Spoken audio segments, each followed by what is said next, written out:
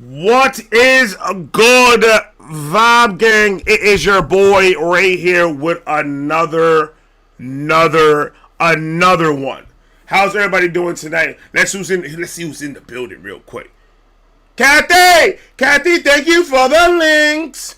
I appreciate you. Blame it on Mo. What's going on, baby? Russian Canada. Hello, Russin, Canada. Hello, how you doing? Bad Wolf, my brother. How you doing? How you doing? Vicky, hello. Welcome. Ted Dickman. Good evening. Hello, everybody. Julita! In the motherfucking building. Cosmic Pixie, hello. Paul. Who am I, man? Matt, what's going on, baby? Todd, what's going on? Bree, hello. PC Villain. Ev, what's going on?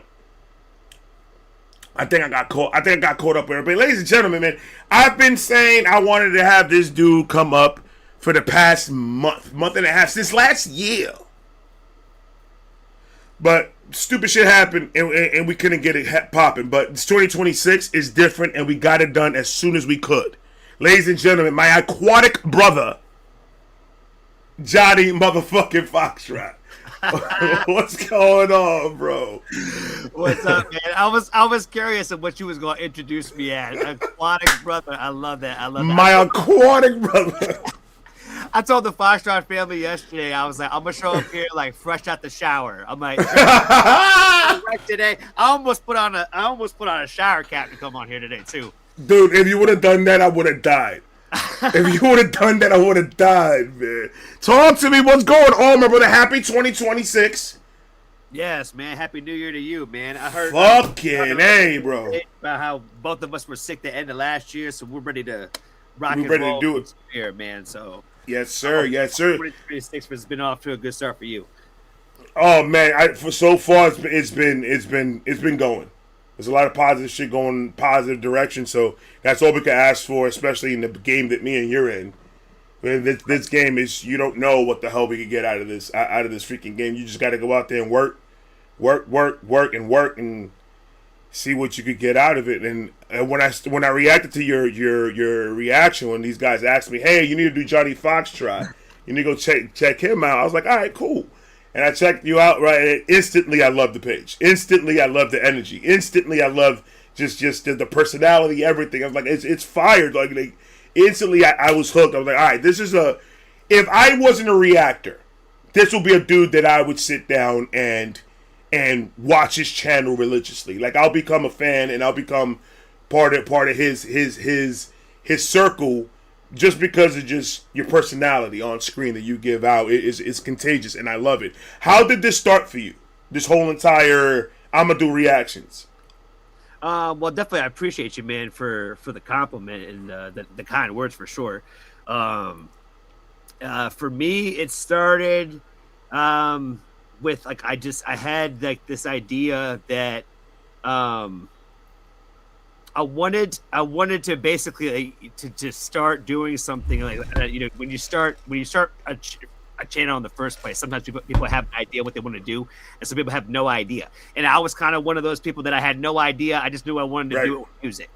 And so like the very first thing I ever did on my channel that I don't even have anymore, like it's not even available out there on the world like that, was I did like almost like a radio hour where I played like 10 songs from like like one band, and I talked in between them and said like, hey, these are the reason why I love this band, and I think that everybody is sleeping on these guys, because I was like, I just don't feel like anybody's out here talking about a lot of these bands that I was listening to, that I was like, man, I feel like these guys are great for X genre, great for X genre here, and like nobody's really talking about any of that shit, because I feel like, especially like in America, right, where hip hop and pop are kind of like the pop part of a culture when it comes to music, right?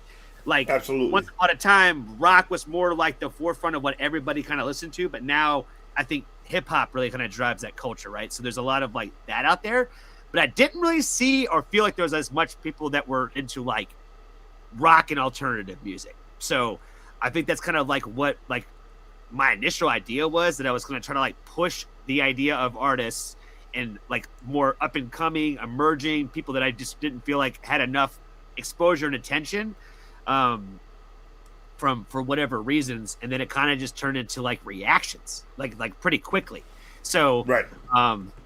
I've tried a lot of different things on my channel, and reactions have obviously been like probably one of the more successful things. And we have more ideas for like the future that we definitely want to roll out soon for sure. But I don't want to say anything too quickly about it. But yeah, it kind of just happened on its own. You know what I mean? Where it's like I kind of just got on here and started looking, and like everything happened with the Foxtrot family very like organically. So like everything has kind of blossomed to like where it's been today. So it's just kind of been the journey that it has been. And I didn't really have any kind of plan or mentorship guiding. Like I had nothing. I came into this, had no idea. And this is kind of just where we are today. You know what I mean? That's kind of my story. You know what I mean? Right. Because I mean, you are at what, 16? You're about 16,000 subscribers right now, and that's why I tell people it doesn't matter the amount of people. It matters how many of them are organically following you. They're not following you because of I'm here because of just this, just because you're listening to my artist. Yeah, I know I'm here because I want to chill with Johnny. Right. And then listen to my favorite artist, because that's just the whole schmeal of things. Is we're sitting in their homes, in their TVs, in their laptops, on their phones, and we're giving them the entertainment for the night, after work or in the middle of work, or they're listening to us in our podcast when we're talking, and then they're using us as their entertainment. So that it's just a weird kind of being at 16,000, did you get that weird sensation of people are literally looking at me? They're literally watching me talk about music. Yeah, every once in a while, I'll get some sort of comment that'll just kind of like remind my brain of something weird, right? And right. And it has happened a couple of days ago that kind of to answer your question here. Where some, obviously I've been very open. And for anybody who has been familiar or been visited any of my streams or seen some of my reactions, I'm very open about like my depression and my PTSD from the military and stuff like that. So I'm like, I talk a lot about those kind of subjects in a lot of the reactions that I do. And so, I was going through one of those periods and times where I was just kind of having like, again, the last couple of months have been kind of like a little bit rough for me. So like we've had these times where I'll openly talk about that on my streams, and people will send me messages, or we'll openly talk about it on my Discord, and just try to like kind of make it okay, the idea of talking about mental health. I think like a little bit more like publicly, and I think even my community kind of gets on me for not doing as much as I probably should when it comes to myself. But somebody made the comment to say, hey man, you've got 2 million views on you. You know what I mean? And I was like, I didn't even know that. You know what I mean? Like, somewhere they were looking at my stuff and they saw that I had a total of like 2 million views on all of my videos or whatever, right? And I was like, wow, I didn't even realize that I had that many. And he's like, and think about how many people have watched that. And so like when you say that, like, I got 2 million views of me talking about my idiot opinion about music. You know what I mean? Like, I'm just some dude, crazy. Like, where I'm not an expert. Like, there's so many people on here that, like, I feel like with reaction channels and stuff like that, they're like, there's a reason why they're there. And I feel like for me, it's just, I really like love the healing power of music. And that's kind of always been like my reason of why I cared in the first place. I wasn't some guy that had some ultra background and like, I played for 10 bands before, or like, or I was an audio engineer, or I did like, sound for bands backstage or whatever. Like that was none of my background. I've just always like kind of known people within the world that have done it. And I've always just loved live music. And I just, like I said, I always kind of believed in the healing power of music. And that's kind of like where I think a lot of my reactions have kind of like led me to, is like when people like connected with that, they're like, it pushed me into like more like, I guess, like emotional. Right. And so, yeah, I think I said, to kind of answer what you were saying, like everything's going to happen organically that way. You know what I mean? Right. And that's the best fucking way, because I mean, that's how you know that you're truly doing something out there. When these people organically, and that's the beautiful thing about reactions, is that it don't matter who you are. Anybody could do them. There's always going to be a fan base out there for somebody.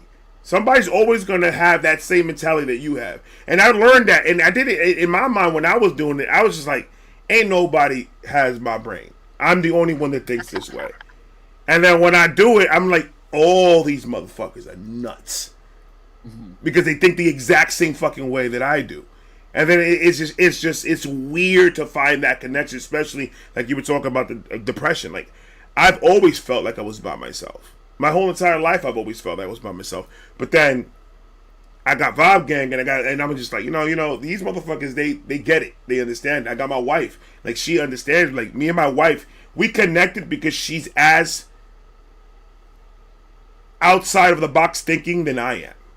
Mm-hmm. And it's just that that's why we connected, because of that. Because the way she thought, it was just like, yo, she thinks weird just like me.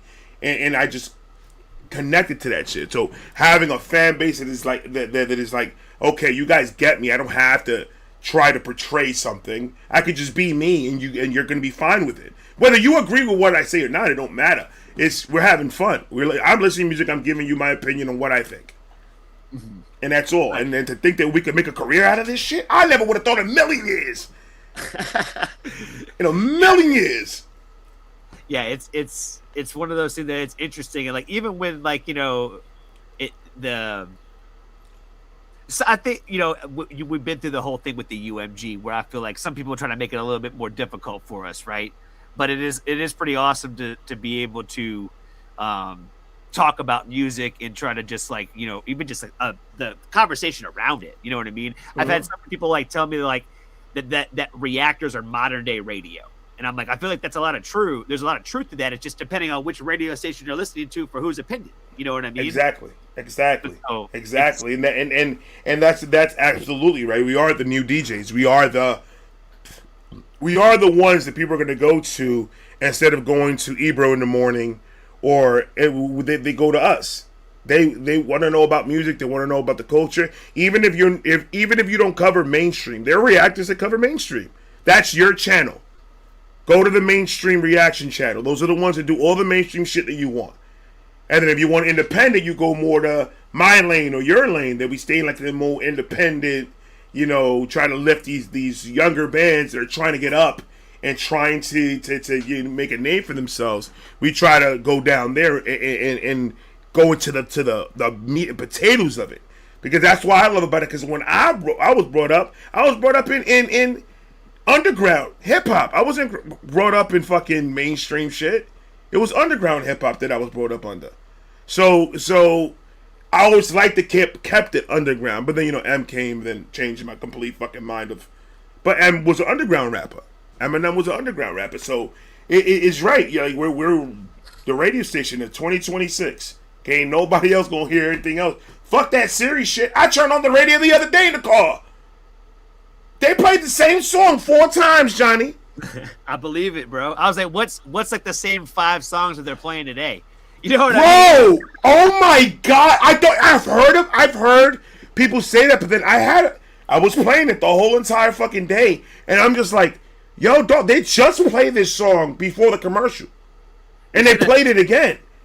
There's been a couple of times where, like, some of the bands that like follow and support and stuff like that, like you'll see like on their pages, like, hey, we're trying to get on Sirius Radio. I'm like, who the fuck is listening to that? You know what I mean? Like, who cares? Like, if you, I don't feel like that's the demo of the audience that a lot of those bands are even trying to reach in the first place. Like the people who are right.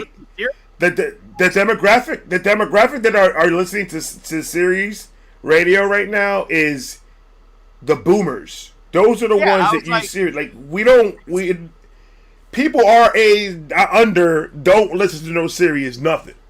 We're listening to either Spotify or YouTube or Pandora or wherever. We're getting our shit other places than Sirius fucking radio. Yeah, it's been a long time since I've listened to Sirius Radio, and it's like one of those things where it's kind of like with the kind of like old radio stations where you're saying like if you like go to Ebro in the morning, right? Like you're gonna go listen to like what the top 10-15% of the labeled artists are making. You know what I mean? Right. You already know who those people are, so you just have to like tune into when they drop. You don't need to go listen to a radio station like, oh, by the way, DaBaby's dropping a new album. Like, if you follow DaBaby, then you'll know when his album. You'll know that his album is dropping way before anybody else says it. I don't need Ebro to tell me that it's coming out. I'm like, there's only so many of the mainstream artists already. But but they don't even talk about, like, you know what? The one thing that I don't like about the radio station shit right now is even Ebro or the Breakfast Club. They don't talk about the music at all. In none of these interviews with none of the artists. They don't talk about zero, zilch, not one question about music at all. It's always about who you fucking, what new house or what new car you bought, what beef you're gonna get into, and because your legal troubles. They want to get into everything but your music. And then at the end, oh yeah, I got an album dropping at the end of the month. That's all we got. Like they don't ask like what is this album going to be about? Like is it more personal? Are you just showing that you can rap? What are you doing? Nothing. They just say, oh, we're dropping it at the end of the month. Go get it. It's called Sausage Party for One. Oh, whatever the fuck you're gonna name the fucking album. Do you think that's because the record labels just don't care that much about putting the effort because into it? Because I don't think the record label understands that people would rather hear the trials and tribulation of an artist than the actual creativity process of the music. That doesn't sell. The only people that are going to be interested in that are the musicians themselves, because they want to see input like that from time to time. If you're a true artist, you would like to hear input like that when somebody's actually speaking about the core of their album or the core of their project. And no, but they just don't. That doesn't sell. Only a small demographic is going to listen to that, to that, and they're not going to really push nothing. But if you sell the album by saying, yeah, I have to go to court next week because I slapped a bitch, that's going to get you a whole entire fucking 20 million fucking audiences that's going to hear it. It's going to be in all the tabloids. It's going to be everywhere. And then, oh, I'm dropping an album. I got to get the album now because I got to hear if he talks about it in the album. I got to hear it. So that's going to sell it 10 times fucking more. And I think that the record labels a long time ago saw that and therefore abused the fuck out of it. So now it has nothing to do about the music no more. It has to do with their personal life and whatever drama they can get themselves into. So then what does that do? Puts the pressure on the artist to, oh, in order for me to be popping, now I have to start drama where there's no drama to start. Because I need to make noise because I got an album to drop. So now you're willing to put yourself and your freedom at risk to drop an album, to get a bag. So what part of this is the music? What part of it is? Because I don't know. Yeah, I definitely miss the days where I feel like, social media and the boom of the internet, I think has definitely changed music in a lot. It's changed everything, obviously, but in the way it has changed music. Is, like you said, kind of like the relationship that we have with these artists, where there was a time when that was the only time you heard what X artist had to say about anything was when their album dropped.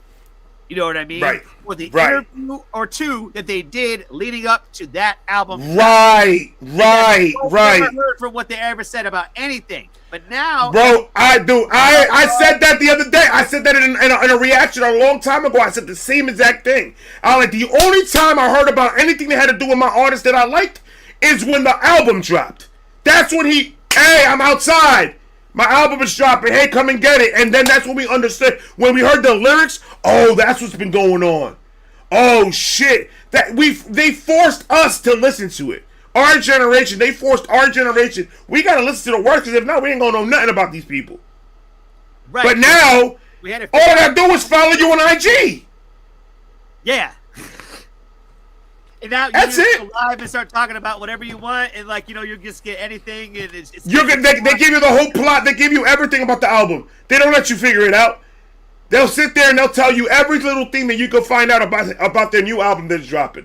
No, give me the project and shut the fuck up about it. I want to unravel it myself. honestly, I kind of feel like some of the artists that take that more of the approach of like being quiet and being like very quiet with their social media, almost like they don't use it, but they kind of do. Like I almost kind of feel like it has made me like those artists more. I don't know how much it has helped with their numbers in today's climate because it probably hurts them in probably lots of ways.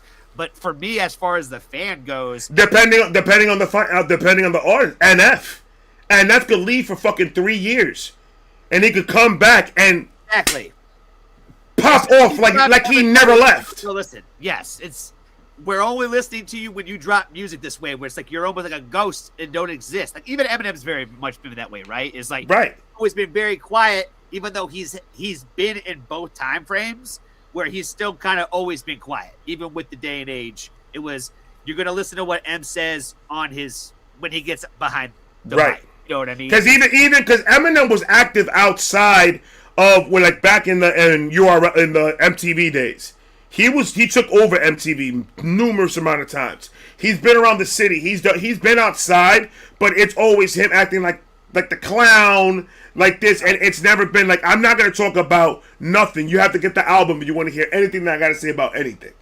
And he kind of keeps it close to the chest. He doesn't really reveal too much about anything because he wants to keep it, unravel it. You unravel it. This is a gift that I have for you.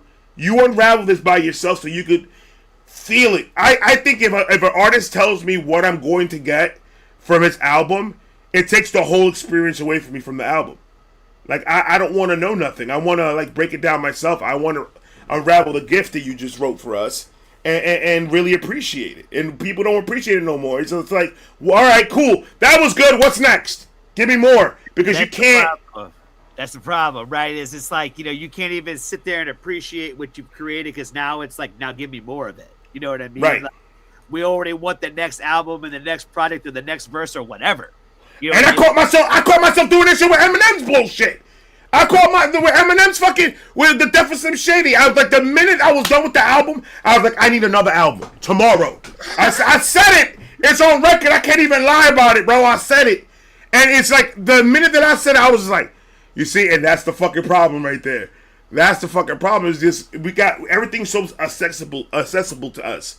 It's nowadays. I think it's that instant gratification where it subconsciously has fucked with us. Even the people who didn't go up with with that all the time, it's still part of today's society, right? So we still get that instant gratification still, where it'll still affect us. Where I'm the same way, dude. I listened to an album the other day, and I was like, I like this guy. And I'm like, I didn't love this project. I was like, this has been it was kind of a garbage ass project for like who I thought it was. And I was like, now I gotta hear the next thing because this is terrible. This has like all your fluff that you just threw on an album because you're trying to get out of your deal. Honestly, you know what I mean? Especially when it comes to like more like hip hop and pop stars. Like you could tell. Oh, you could tell. You could just tell it's throwaway. You know what I mean? Though they went to the bottom of the vault. And got those fucking verses and put it down. All right, you want an album? There's the last shit that I'm gonna give you. Here, garbage. But I think at the end of the day, even if you're trying to get out of a contract and you're just trying to rush these albums and just, I still think you're gonna damage your credibility as an artist doing it that way. A whole album being trash could be detrimental to your fan base. Yeah. So that's So that's playing a little bit too much with their talent doing that type of shit. I know artists that do that shit, and I'm just like, to me, maybe it makes sense to you guys. It doesn't make sense to me to just make an album just trash, just throwaways like you said, just to get out of a contract, just to be done with it, so you could go independent or go sign with somebody the fuck else. Because now you're open to sign with whoever you want, but who's gonna want to sign you after you drop trash? So even if you leave out of the contract, that's what people don't understand too, right? Is like it's all a business, so the business people are gonna look at it like business, and it's like when your last thing was trash, why would I sign you now? I can sign you for less because your last piece of is the last thing you put out. It didn't do much. It didn't do nothing. Like you didn't bring the numbers, and then now I'm hearing in the industry that motherfuckers are like these record labels. I don't know if it's just recently just started happening. It's probably been happening for years now. But the first thing they do before they sign the artist is look at their following. If they don't have a following at all, they're not worth my time. Right.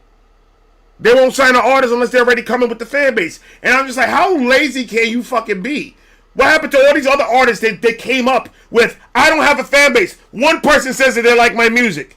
And then they come and sign with somebody and become super fucking stars. Like, it doesn't make sense. It's just weird to me, bro. The whole music industry is weird to me. Not everybody is good at selling themselves. You know what I mean? Like, but it doesn't mean that you're not a good talent. It doesn't mean that you're not a great artist.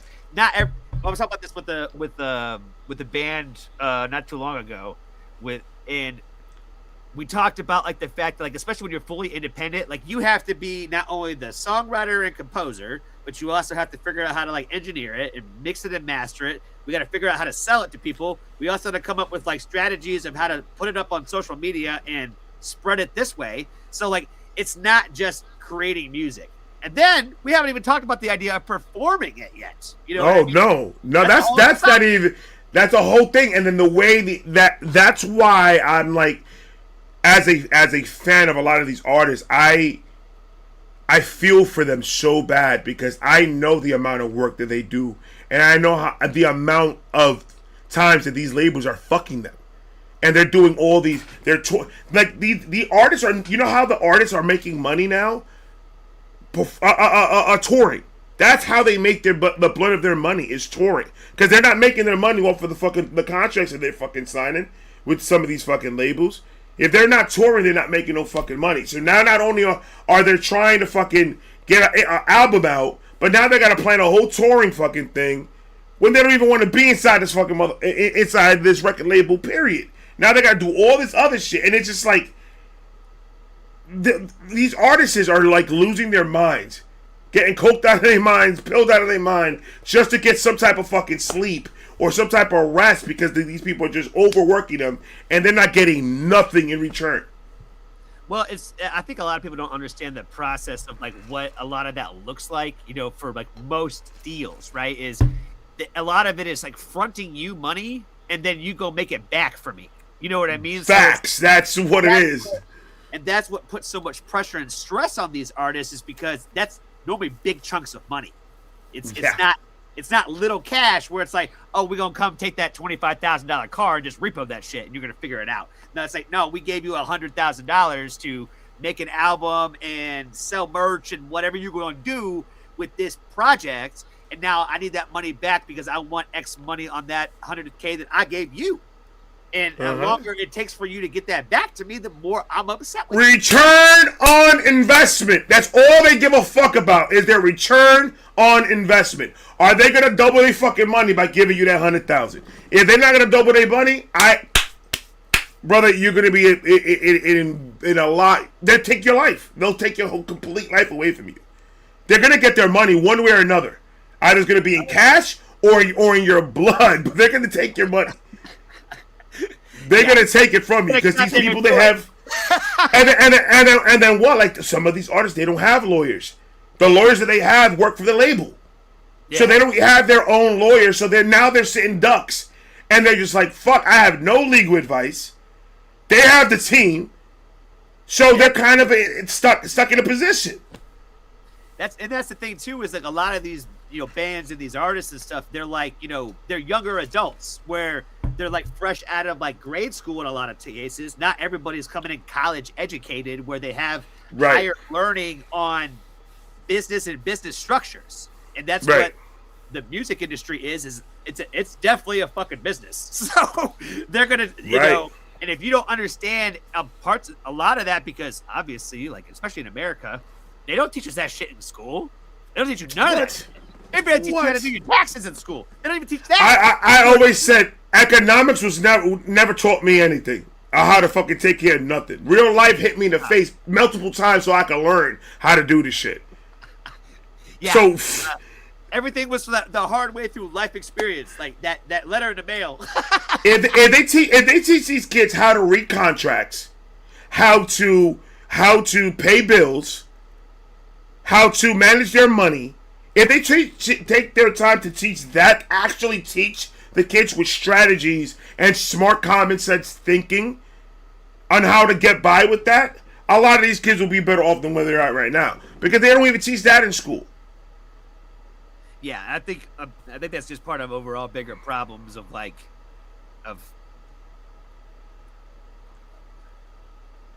people just don't know as much as I think that they do. And when you're 18, 19, 20 years old, that's when you think you know everything. And you really don't know shit. You know what I mean? It's like, that was bad.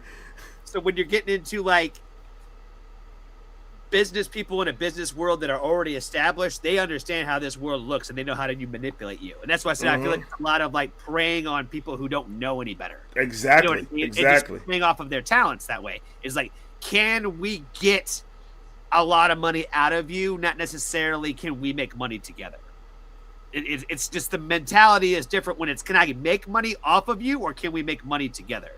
And I think that's the difference with the record label is when they're going into these situations, the artists are thinking that they're partnering with somebody when you're really more signing on the dotted line to be somebody's. I work for you now. I work for you. Yeah. Because that's just what it is.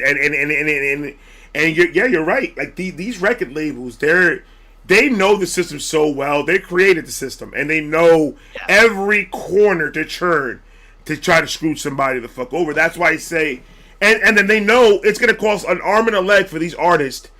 If you're an independent, and I heard that you have a following of 1 million people, and I call you for a meeting to see maybe I'm a record label, and I want to sign you, and I come and talk to you, and you say, all right, not a problem, and set up an actual lawyer, pay them a fee to come and read the contract in your benefit, not in the benefit of the company, but the benefit of you. And they don't do that. They say, I got a meeting to a record label, and they go. Yeah. And the record label says, here you go, and pushes the contract with all those zeros that these motherfuckers never thought in their lives they would ever see. Because they make good, they make it good with their fan base having their backs, and they make good. But once you sign that dotted line, buddy, every sweat and tear is gonna go to these people, and they don't tell you that. They're gonna give you the flowers. They're gonna show you the zeros and the cars and the women and all that. They're gonna show you the dream, but they're not gonna show you about what happens if you don't pay me back this money. What's gonna happen? We're going to have a new contract, and you're probably going to get like 3 albums in that bitch, and doing it for the same price that you owe us. Like, motherfucker. Like, these people are assholes, bro.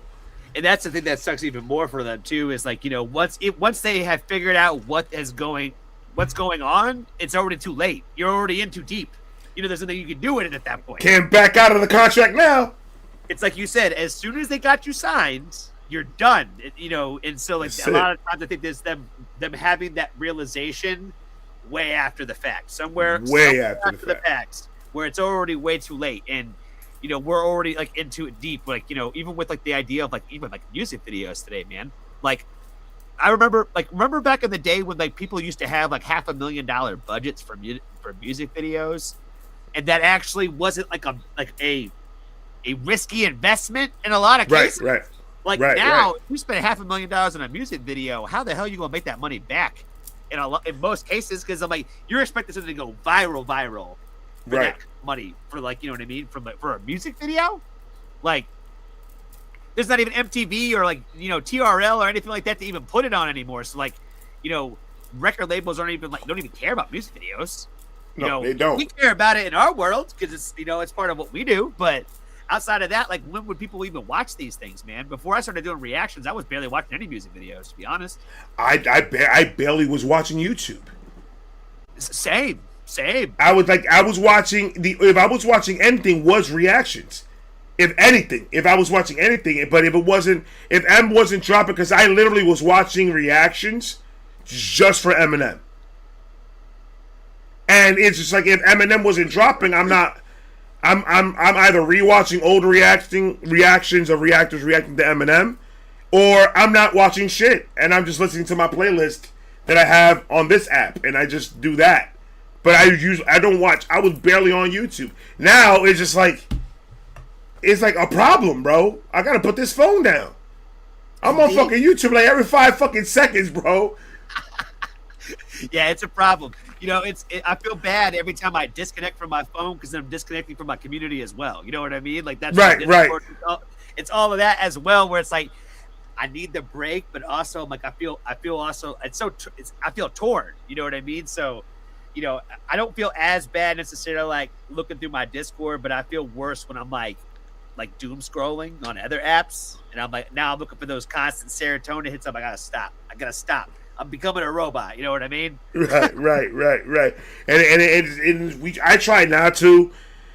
But it's just like I like watching the DIY shit, bro. The do-it-yourself videos of because I own a home, so I like to see different ways of doing shit to see maybe it could make it easier for me dealing with my fucking home. And it's just like and I'll be there for hours just scrolling, hours like a zombie, and I'm just like I gotta put this down.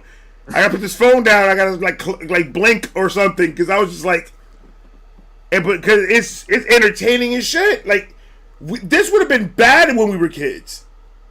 Yeah, dude. It's we would have been hit by cars all the time. Do you remember like when people were like walking around like staring at their phones and they were getting hit by cars because they were walking out like into the street? Yeah.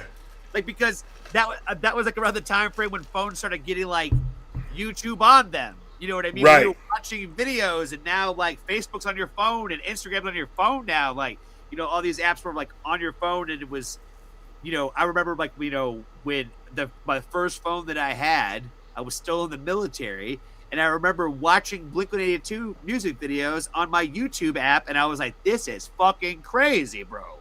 You know what I mean? Like I was like, I'm watching music videos on my phone right now. Yeah, bro, dude.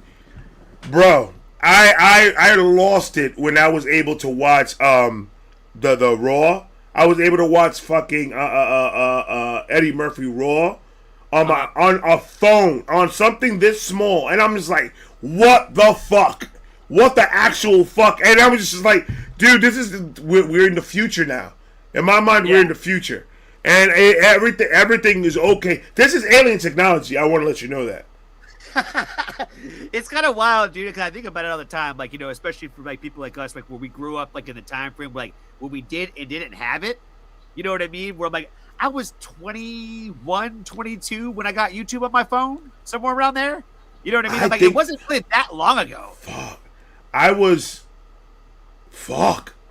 don't even know how old I was. 2016 2016 is when I first got a YouTube account. So what I did before that, I was a addict. Oh, that's what I was before that. Like technology was like, nah, don't bother me with that shit. Like I just want to be loaded. I just want to listen to music and just be loaded and just leave me the fuck alone. And that was the only thing that I worried about. And then, you know, now this is what I do for a living. It's fucking crazy, bro.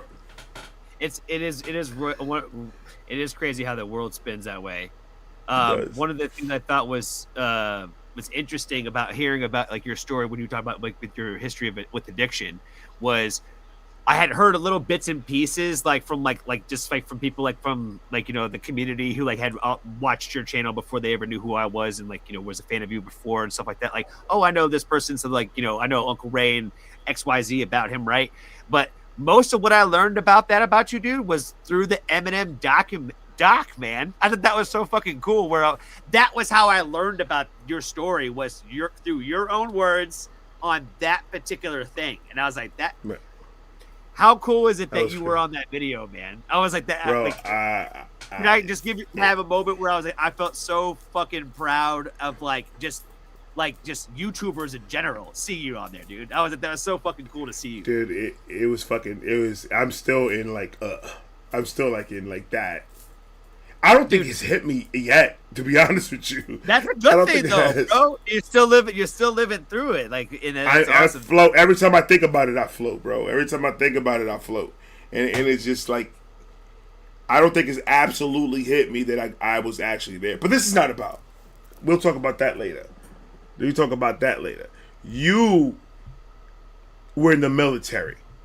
Do you mind me asking where? Thank you for your service, by the way. Thank you. What part of the military were you in?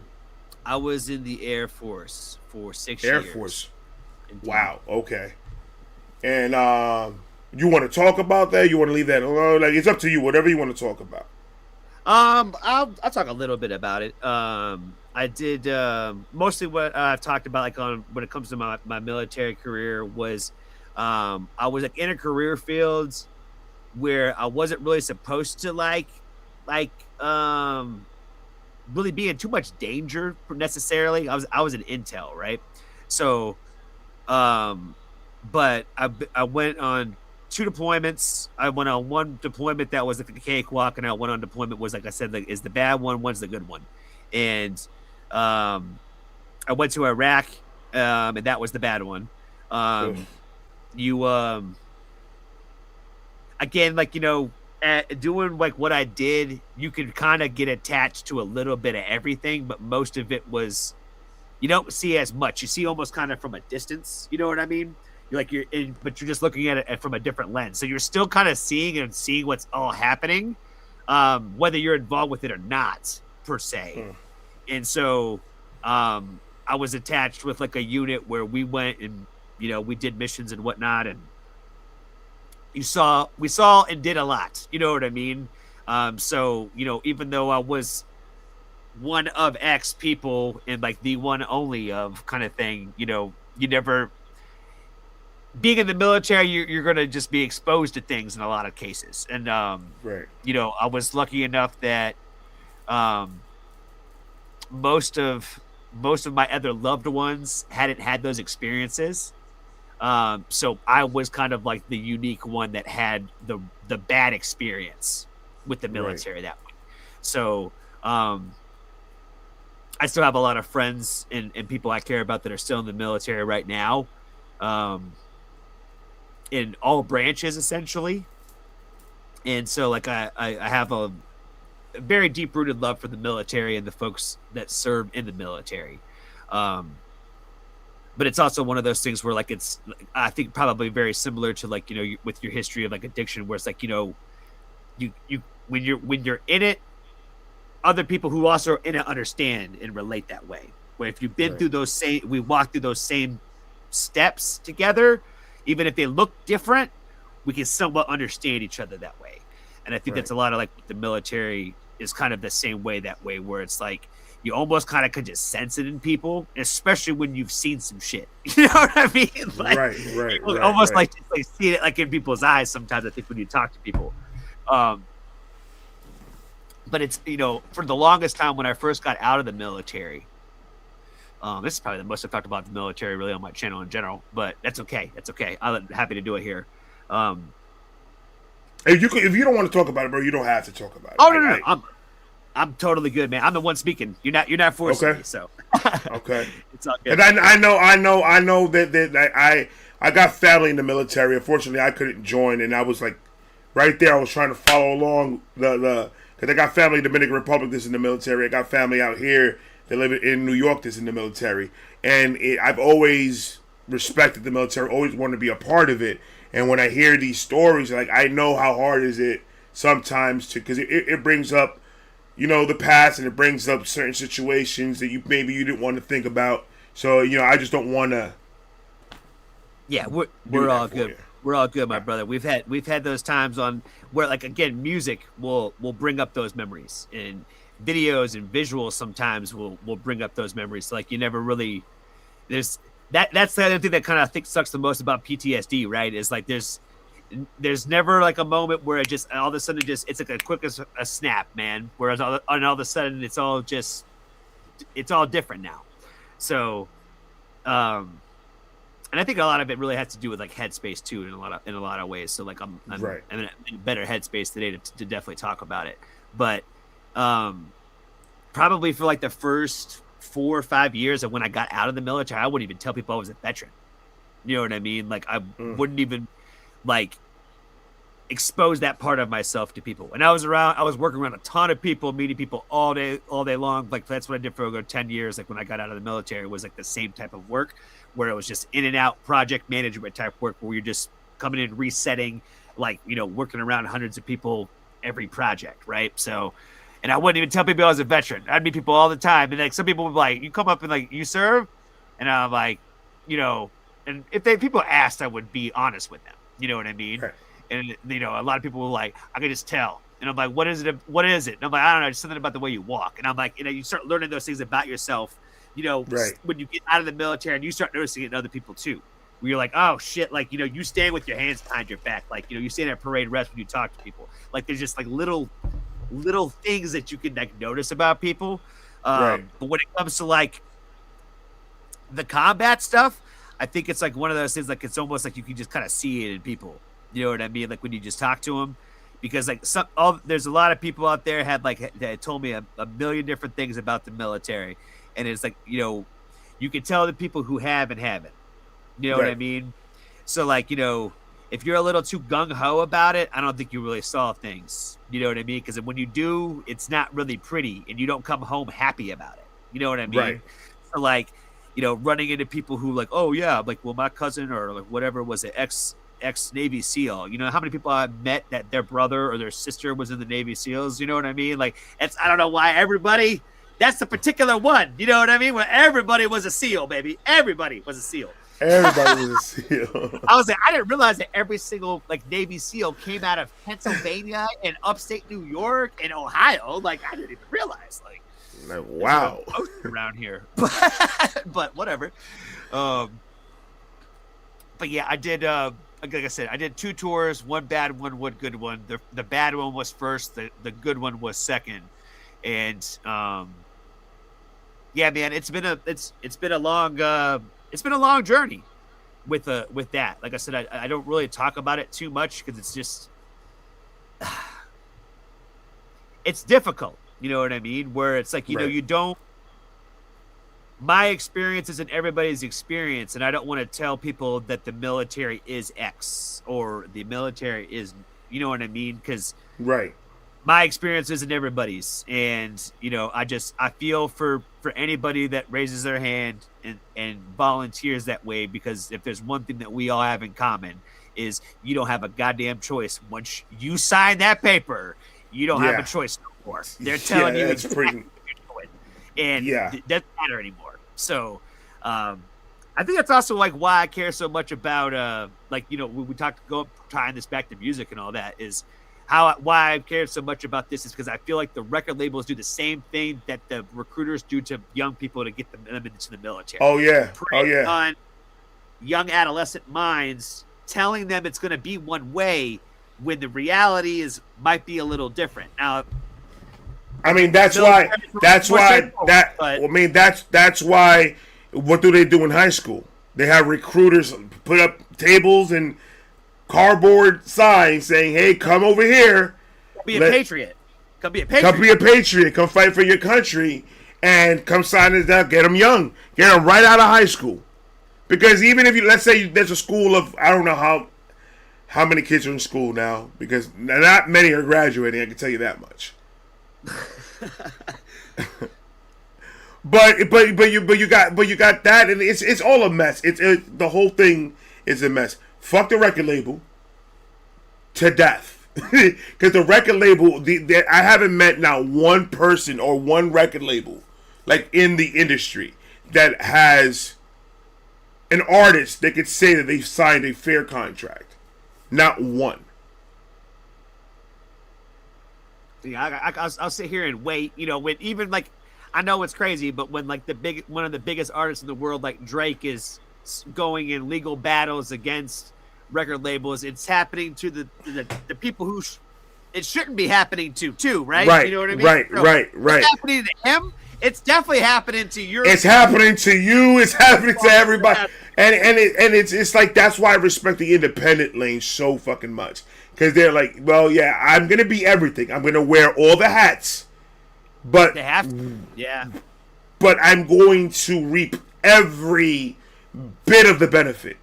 100% goes to you of whatever comes in. And just to see the hustle of that independent artist is just fucking amazing. And it's kind of like our hustles, like your hustles. When we are private lives, we got to go through some things, and we got to put a pause in what we do. And it's just like, it's hard to get back in the groove of things to get back in this algorithm because we're fighting the algorithm every time we take a day off. Yeah. As reactors and everything. So how? So you said by February you're gonna be like fully back. Yes, we should be rocking and rolling pretty much at full speed come February.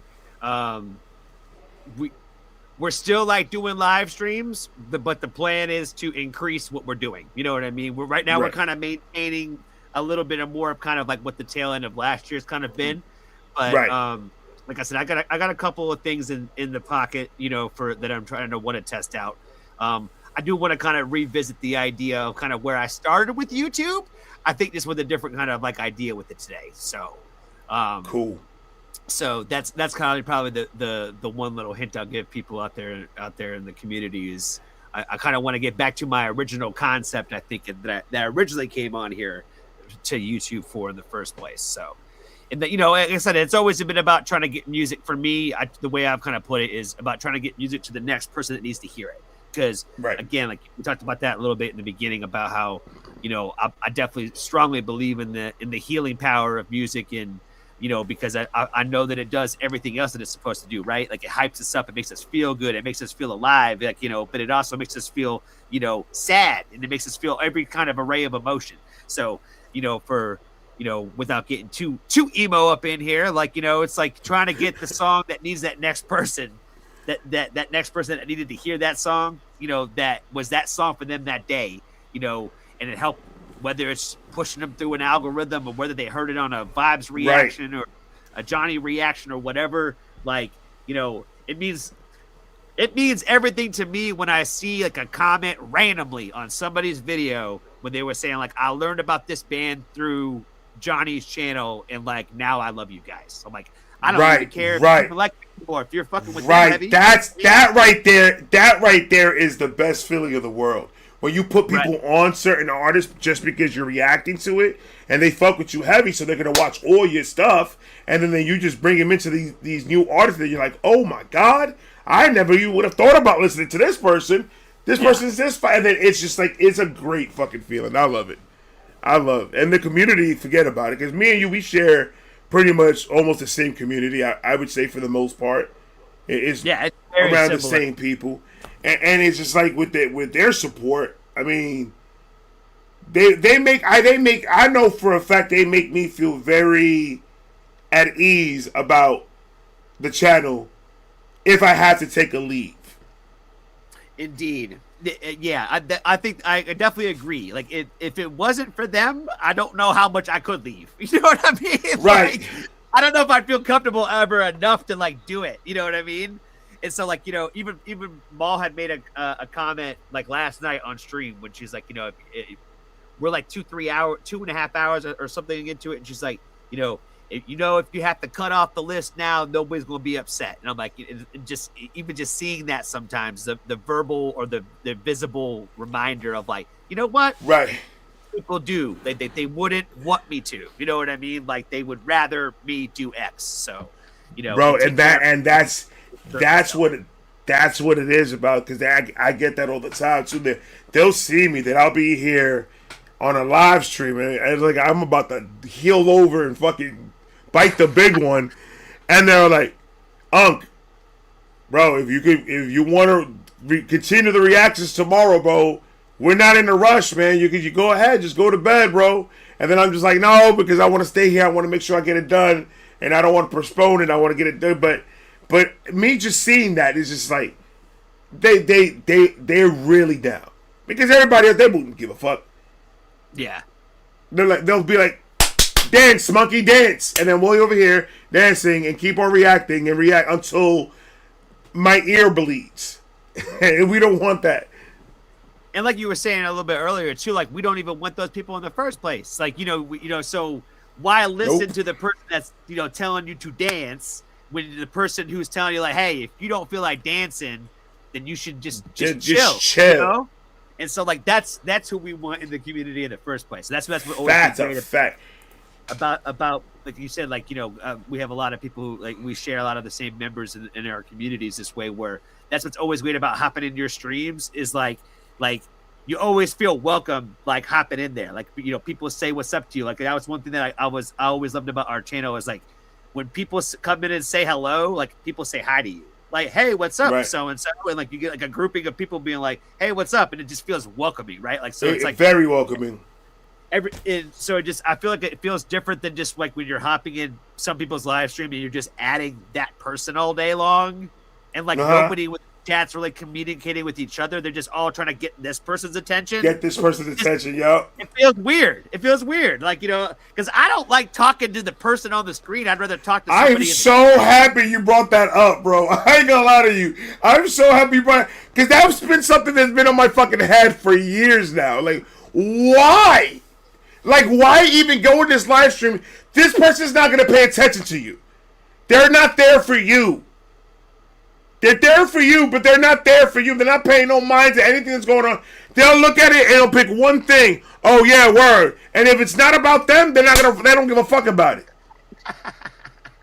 Like they're like, and I'm sitting there. I'm like, oh, I'm leaving out of this shit. I went to one Kai Sanat live stream. Oh my god, that's insane. Like, why you can barely see my name.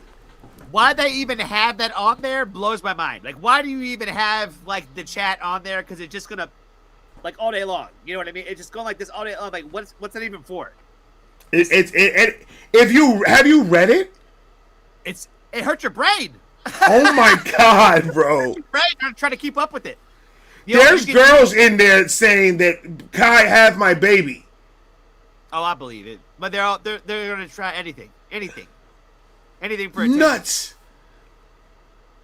At some point, bro, you have to turn off the fucking chat, man. At some point, like, all right, if I can't understand what the fuck is going on, I'm gonna ignore it, because that's to me is distracting. When a person that has ADHD, I'm just gonna be looking how fast it's moving and be entertained for hours on just seeing how the speed's going. I pretty much have a system now with the way I have it worked out with me. It's like if the video is playing, I am not paying attention to that chat at all. Like I have to like do like the whole turn and like look thing, and like, okay, now I'm paying attention to the chat if you want to interact with me. Like if you're trying to get my attention when the song is playing or anytime like around that, I can't even look at it, because I'm like, if I start looking, I'll get too fixated on it, and I can't. Like, I'm just reading every single comment. What am I missing? Am I missing something that they're talking about? Like, it just, like you said, the ADHD like kind of like, you know, trickles a little bit where it's like I can't even do it. So I'm like, I have to like hyper focus on the chat when I do, and every other time I'm not even paying attention. My mods call me out about it all the time. They say I ignore everybody. That's part of the charm of they say that in the chat right now. They say that in the chat right now. Like, don't lie. You don't read the chat. Exactly. That's what I'm saying. They say I never read the chat. They'll always say I don't pay that, and I'm always ignoring them. Especially See, I do that in live stream way too much. I do that. I'll look at the chat and somebody will say something about the song, and if I'm trying to say something and I see that somebody's saying the same thing I'm saying, I'll be like, yeah, like what this person says, and then I'll go to this person, and then we'll start a whole 30-minute conversation, and then we end up talking about something that has nothing to do with what we stopped at the first time. And then by the time I know it, I'm like, well, this is going to be a 45-minute reaction, because there's no way to clip it, because I'm playing the song, rewinding it, acting stupid, and I'm just like, motherfucker, bro. Like, this is going to be forever. Don't forget the Future Frogs. I'm trying to remember which video it was. I think it was M and maybe JID, where you did like a 3-hour or an hour and 45-minute reaction to it or some shit. And like, I remember the first comment when I clicked on the video was like, bro really made a 4-minute song an entire length of a movie reaction. And I was like, that's my guy. You know what I mean? Like, it was like almost like a 2-hour reaction to one song. I was like, I love that he does this. Like, it's fantastic. Well, brother, the reason why I do it, the reason why it became normal for me to do it is because at the beginning I was doing it just because they were saying that I was doing it too long. It started because my videos were 20 minutes long, and they were like, oh, look, that 20 minutes for a 4-minute song is crazy. And then I was like, well, fuck you. So I made it 30 minutes. 30 minutes for a song, that's crazy. fuck you even more. And then I started getting longer. The longest reaction I have is 4.5 hours to a 2.5 minute song. 2.5. Damn. Who did the song? Which song was it? Do you remember the song? I don't remember. That was. You just remember it was short. I remember it was a short song and it was a long motherfucker. It was a long reaction. Crazy. It was like 3.5, almost 4. So it was fucking crazy long, and I was like, I don't even know why. But people saw the whole thing. Like, people were in the comment section, they were like, yeah, we were here the whole 3 hours, and I was like, what? I think that's what I'm saying. I think that a lot of times those long reactions are the better reactions. Like, if I see somebody does a 40-minute reaction to, like, I will never forget during the 6 Soul drops and all that, when it was every week after week and all that. And I remember looking on Phoebe's channel and for hers, and she did like a 40-minute reaction to one of them. I think it was like the second or third song. And I got so stoked because I was like, hey, finally somebody's actually doing some talking on one of these reactions. Where it's like, you know how it is, bro, on like Red Drop Day and all that shit where you're watching, right? Like, if you go out there and look, I can't watch everybody's, but I still kind of like peruse the few that I'm interested in people talking about it. It's like I look at the times and I'm like, 8 minutes on that, y'all didn't like that shit for shit then because you didn't say anything about it. And I'm like, the shorter they are, I feel like they don't like them. You know what I mean? Like I feel like that's your tell. I think the shorter it is, the less you said. Yeah, or they could just be having an off day, because I've had off days too. That is like I'll get to my last reaction of the night and I just don't have no more energy. Like I would literally tap the fuck out of energy. If I give you more, you probably see me heel over and fucking bite the bullet right in front and right in the camera. I never really thought about it like that too. Where it's like maybe I'm judging too quickly off of the time though, that because like you said, maybe that was at the end of their day and that was their last reaction, and maybe they wanted to, but they didn't have it because I'm like but don't get me wrong, there are reactors out there that their average time on a reaction is about 7.5 to 8 minutes, and that's their average time. I'm just like, I'm up, fam. I feel like my shit's always too short. If it's under 10 minutes, I'm upset with myself. You know what I mean? Yeah. When I'm having my off days, I look at the time and I'm like, all right, I'm gonna try to reach 10. If I can reach double digits, I'll be happy. I don't like the 8-9 minute videos. I like anything 10 up. I feel a little bit comfortable with the double digit number. So, but it's just like I don't understand. Like if you're not gonna put your input into the song, if you're not gonna give at least something of content with the song, then why are you reacting? Like what's the whole point of it then?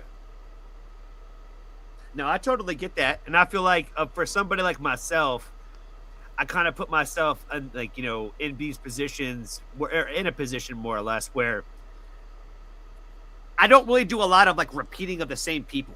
There's a lot of like one reaction for this band, one reaction for that band, one reaction for that band. Like when there's not a lot of continuity with like going down this path with them, which is part of what I want to do and fix about, my goals for 2026 is to try to have a little bit more continuity with some of these artists versus just being like one song and then now I kind of forget about them because I never went down the path. You know what I mean? Right. There's so many artists right now that it's on literally the list to do the whole journey of their whole of their whole catalog, and a lot of them was introduced to me in my live streams through donos, and it's just like I had them in mind and I had them in the back of my head. I had them written down. Some I got them in emails and shit. I won't forget, so like that I could just jump on it and go down because I had such a good response for the first initial reaction to them. And then I'm just like, all right, I have to remember. But there's so many artists out there. You're going to forget one. You're going to forget a couple. Because there's so many. And then the fan bases. And shout out to the fan bases because a lot of them are patient. A lot of them understand, like, we'll be here. Whenever you're ready, jump back on it. And we'll continue the journey and stuff. Like right now, I'm going down a whole metal rock kind of era right now. in 2026 where I'm still doing hip hop, obviously, and Elvis and stuff like that, but I'm going to be tapping more into the metal and the rock part of the independent scene, and then visit it. Anybody cut your eye already? Ginger, I love Ginger. Okay. I love Alex. Alex is fucking amazing. You talking about like Alex the Terrible? Yeah. Like from Slaughter to Prevail, right? Slaughter to Prevail. You don't see the mask right there? Oh, okay. Okay, yeah, I see it back there. Okay, so yeah, you are getting a little bit into some hardcore shit. I'm getting into it, and it's like I'm understanding it. I get it. I never understood what the whole hype was about before that I got into like actually listening to the music. I was hearing it as like, that's noise. I don't want to hear that. And then I got with my wife. Her father opened me up wide to fucking a range of fucking artists that I was just like I never knew existed. And I'm just like, okay, now this is different than what I've been listening to. I've been listening to Spanish music and rap. That's it. I haven't even been.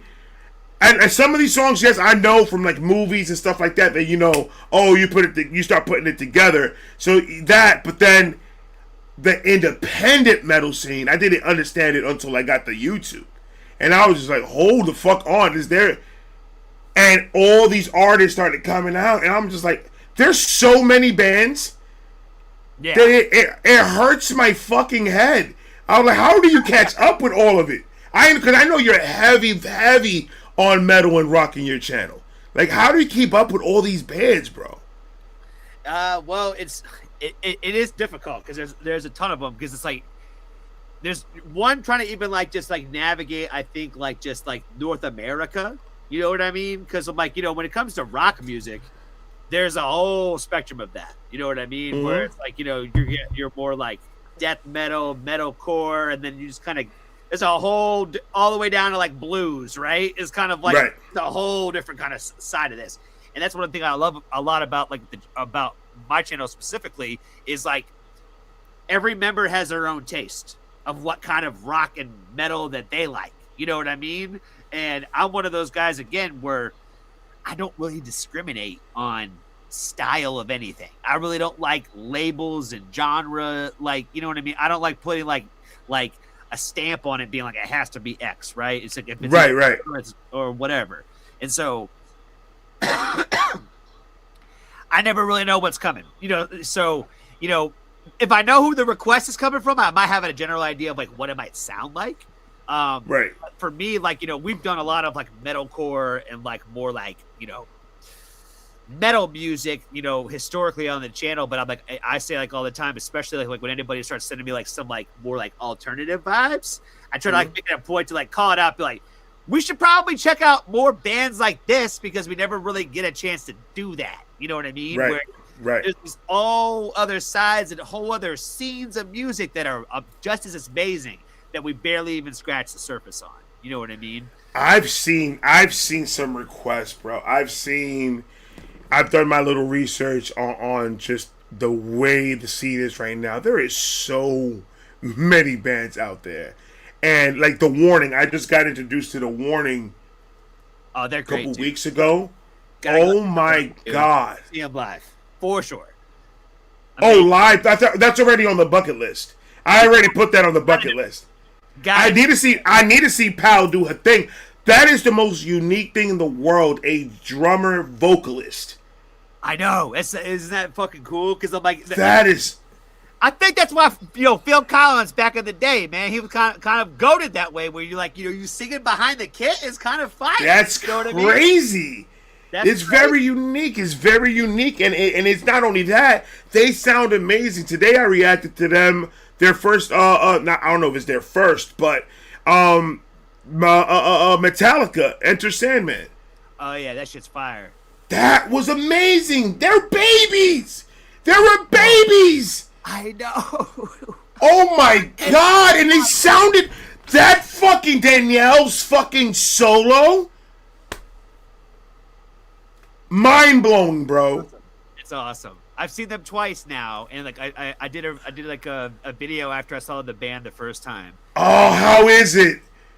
And I told him, I was like, The Warning is one of those bands where, especially if it's their show or even if it's not, you know what I mean? Obviously, I have feelings about festivals because festivals, they all look the same and it all feels the same when they're up there.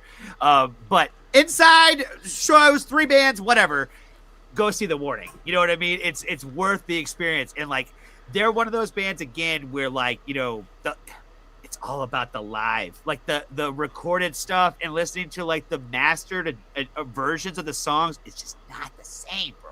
It's not the same. They do not disappoint in a live setting, man. They're the band. They're a band that every time they come to town, I will buy a ticket to go see them.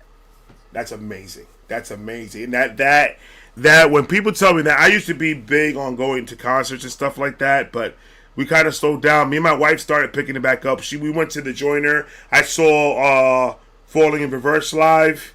Fucking amazing. Ronnie. It's good live. Oh my God. It's like one of those, like, you gotta watch it fucking live. The video, the audio, all that is beautiful. The video, it's a movie every single fucking time. But that live performance, that man's voice, it was just amazing. I loved it. It's my daughter's favorite band. We took her out to see it, and I fell in love with them then. And I was just like, holy fuck. That's how I saw Slaughter to Prevail, because I saw them when they were on tour with Falling in Reverse. So I remember, I'll never forget that, because when I got to the venue is when Slaughter to Prevail was playing. I never forget. Wow. I walked in the door, I saw the stage, they were already on stage, and they had full masks on, everything, and he was hitting himself in the head with a microphone, you know what I mean? You know who else is amazing is Will Ramos. Oh yeah, he's. My God, is he good? I have not seen him live yet, but yeah, he's different. He's different. He's very different. Yeah. So I'm tapping in a little bit. I'm tapped in a little bit into that scene and stuff like that, and I'm gonna dedicate 2026 to like open up a lot, wider to range in the metal scene, because I didn't know how many different subgenres was it inside the rock and metal scene, and it's a lot. It is a lot, and I'm trying to hit all of them up, every single one of them. That's why I say, as reactors, bro, we always have material to work off of. The music is so much, bro, that we can just never catch up on all of it. No, you can't. It's impossible. You ever done reaction a roulette that you just spin and you see which reaction it lands on, and then that's the one that you're gonna, whoever the fuck it lands on, it don't matter who the fuck it is, that's the one you're gonna react to. I need to start. I see. That's the thing I've been wanting to do is I need to incorporate something new to my live streams like this. I've been watching some of these other guys when I be jumping in and like rating them and seeing what some of these other channels are doing, and like they got those spin the wheel things and roulettes and stuff like that. When you're saying all that, it makes me think about how, like, I recently said on my stream last year, and I'm gonna say it again there so they can hear me say it again. I lifted all. I had one rule. I had one rule for reaction requests, and it was that I didn't want any country requests. And so I've lifted the band. I've lifted the band, and I said we can do any requests from any artist, no matter what the genre is.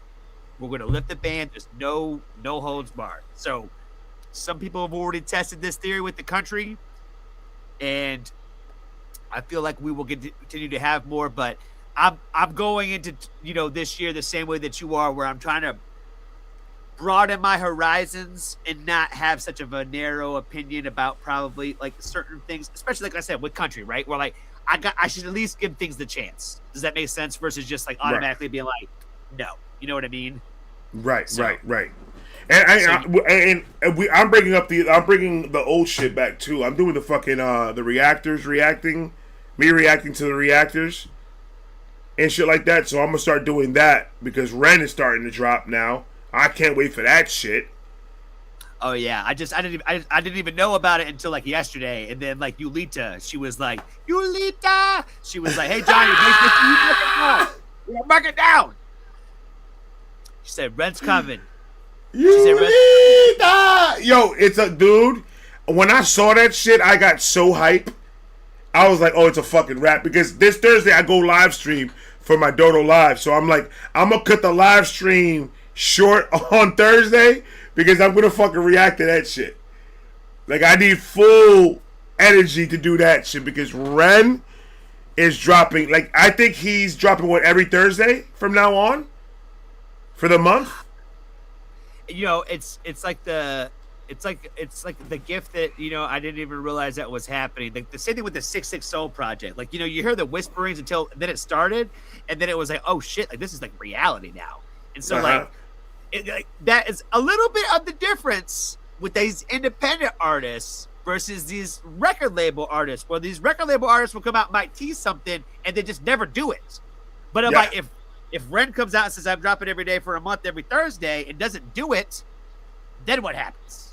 So like when they say okay, it's a go, and now we're doing this, like it's almost like it's like was at the bank, bro. You can print on. I do it, and I'm hyped for it, bro. I'm hyped for it. It's the energy now that he's dropping. Now I'm able to go get more content of you guys reacting, and it's gonna be fun, bro. 2026 is gonna be different. Dude, I will have to say, man, I love your concepts. I don't know if I could do it as well as you do, but your concept of reacting to other people's reactions, you could probably do it better because you break shit down, bro.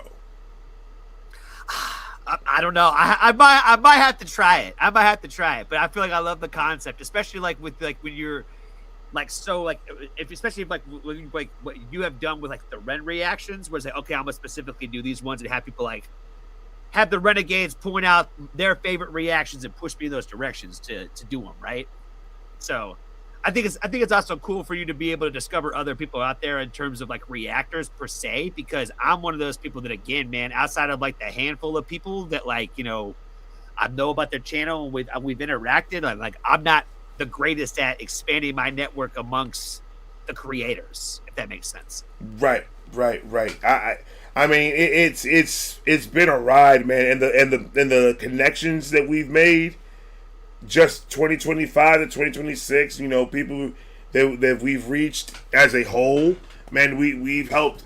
We've like Vibe Gang is different. They're the ones that pushed me to you guys. They're the ones that said you need to react to these guys, this guy, this team, these girls. You got to react to all of these, and then I started to see there's so much similarities between us.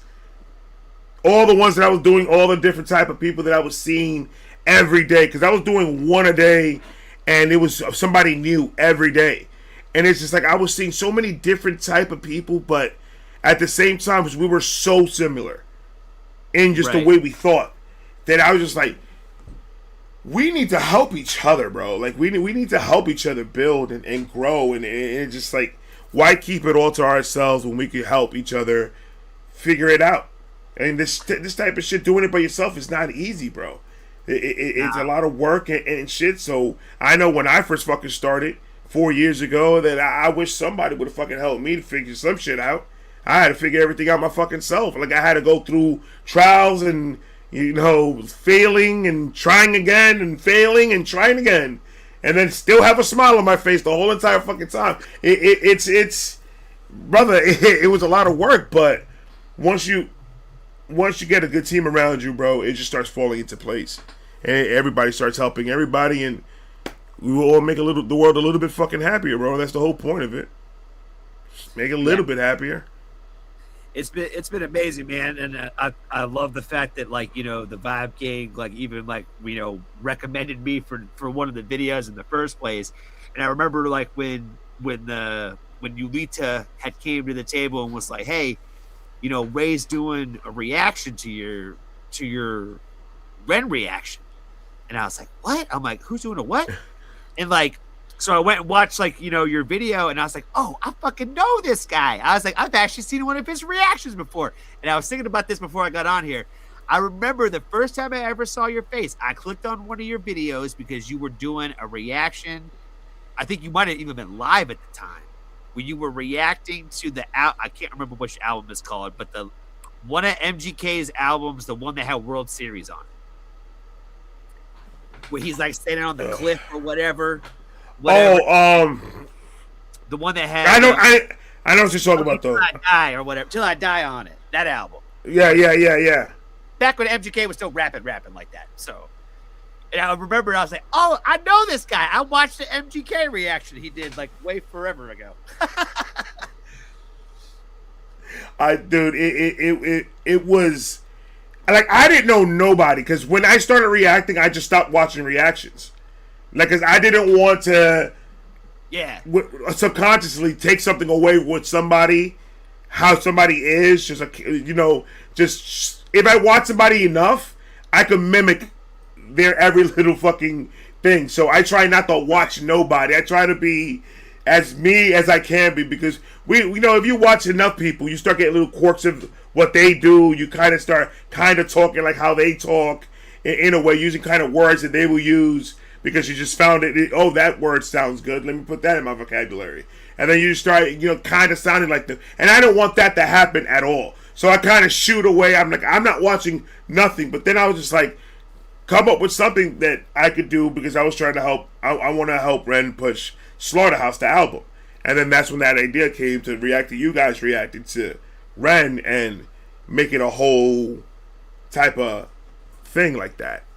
And it was cool. It worked. It worked. It brought a lot of people together and it made a lot of connections and it made a lot of fucking moves. So, I mean, it did something. It was definitely positive, man. Like I said, as far as like, I don't even know, like, I mean, because again, I still feel like I'm like more newer to the Renegade crowd because I've only really been around since the last maybe like year now.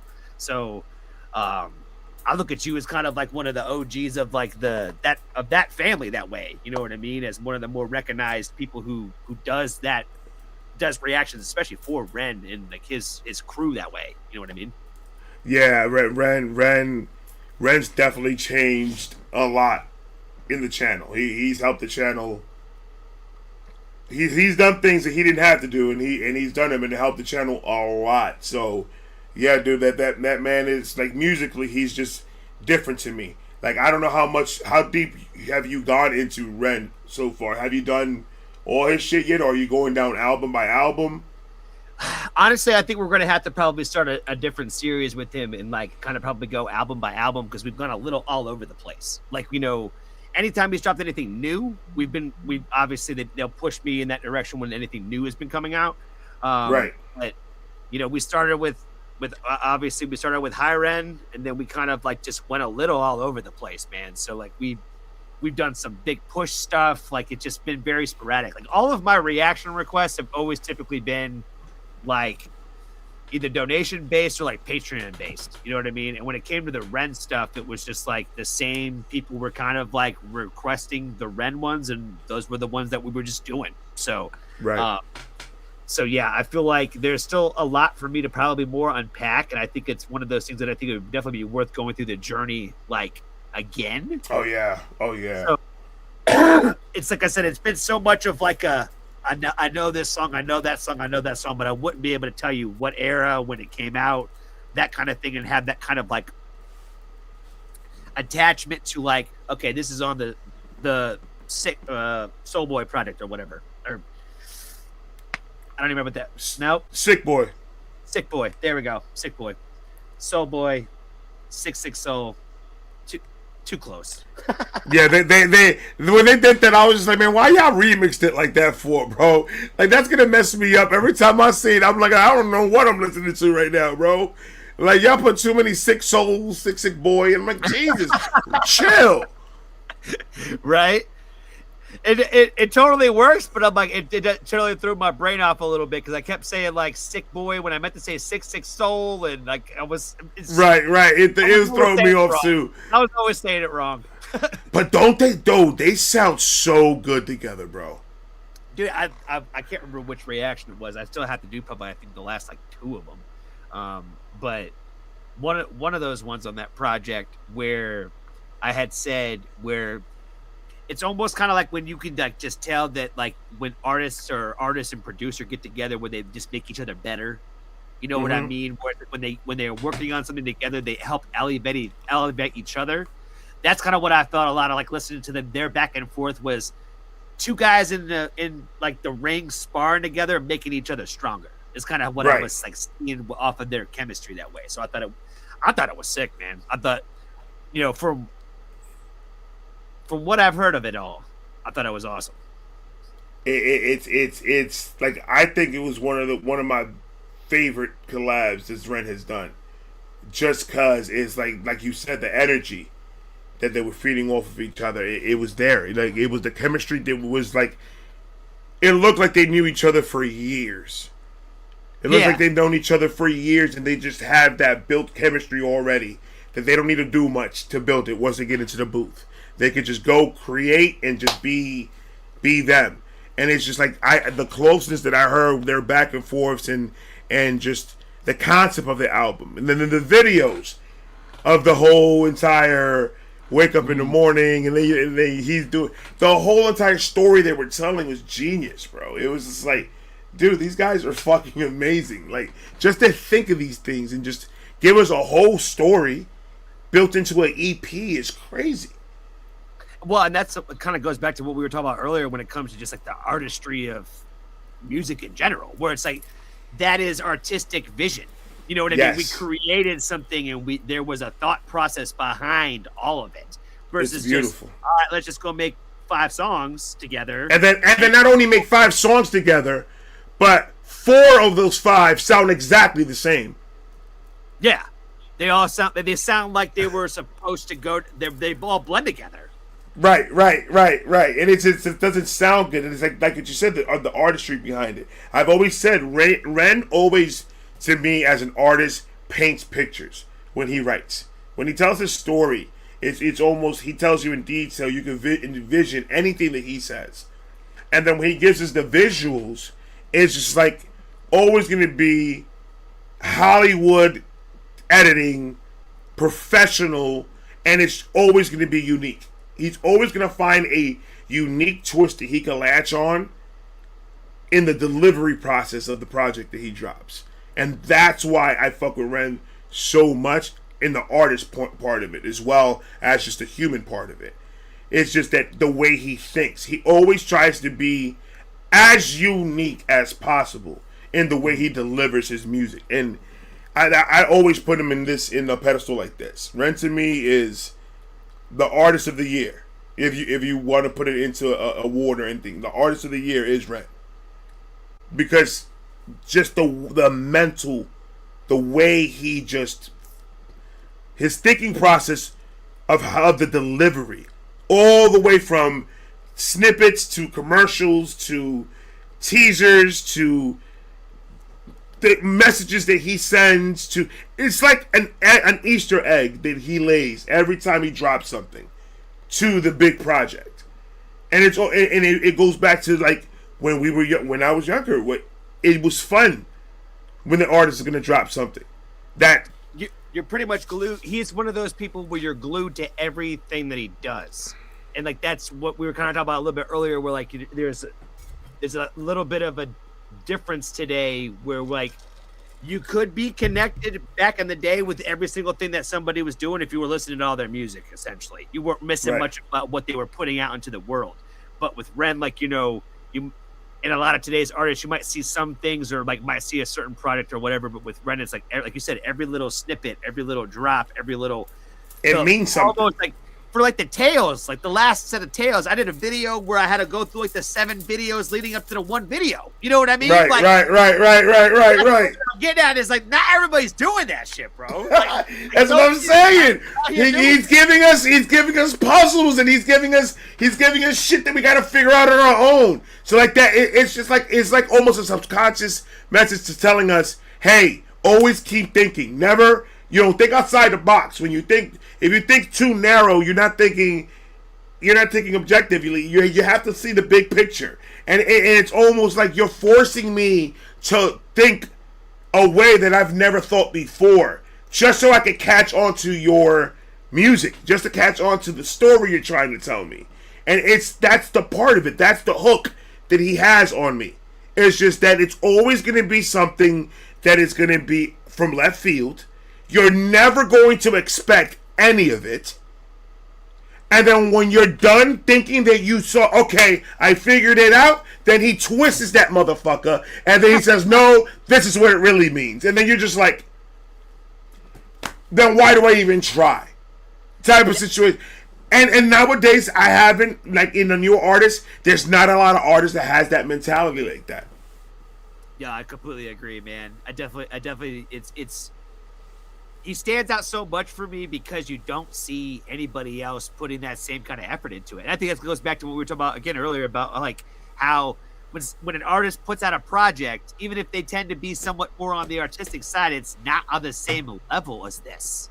Where Right. it's, it's just, it's not how people are approaching the creative process with music and how they're, again, if it's a business and we're trying to sell something, we're just selling a lot of like really watered down shit. You know what I mean? And so if you're gonna listen to watered down shit, you might as well go support an independent artist that's doing it all on their own. That's the way I kind of look at it. You know what I mean? Especially when you got people like Ren out here who, again, as an independent act is, putting in more effort than people who have all the ability to and connections to do it all. You know what I mean? He's just doing it on his own merit of this is what it needs to be, art. Right. I remember doing a reaction to Vincent's Tale and missing the entire point that it had anything to do with Vincent Van Gogh. I just kept associating the sunflower to weed the whole time, bro. That's what I got from it. And everybody's like, oh my God, there's all this Vincent Van Gogh stuff in here. The entire, I'm like, bro, I'm just getting that. Right. The puff. Right. You know what I mean? Sunflower. It's like I said, it's one of those, he's always going to make you think. Because, like, listen, if you didn't know who the fuck Vincent Van Gogh was, now he just introduced you to him. Now what you're going to do? You got a fucking library in your pocket. You're going to go right in there. You're going to be like, Vincent Van Gogh, tell me everything about him. And you're going to start going do the research and do everything. And now he's just schooled you on who the fuck Vincent Van Gogh was. And that's what I'm saying. It's just those things that he tells you, the things that he says, the way he does it, the double messages and the everything. It's just nobody's putting that much effort like that. They're really not, like, in the art part of it, not on the way you deliver it, not on the packaging. The packaging, yeah, they could put all the money in the world to it, and that's fine. But it's not going to, like, you could see the efforts that he went through too, because it's strategic. Everything he posts, everything he says is strategic to the next thing that he's going to do. Yeah. And that's how I've been seeing it the whole time I've been following him. So I'm like, bro, how can you not say he's not the GOAT? He already understands how this is supposed to work as an independent artist. And he's doing it exactly how he's supposed to.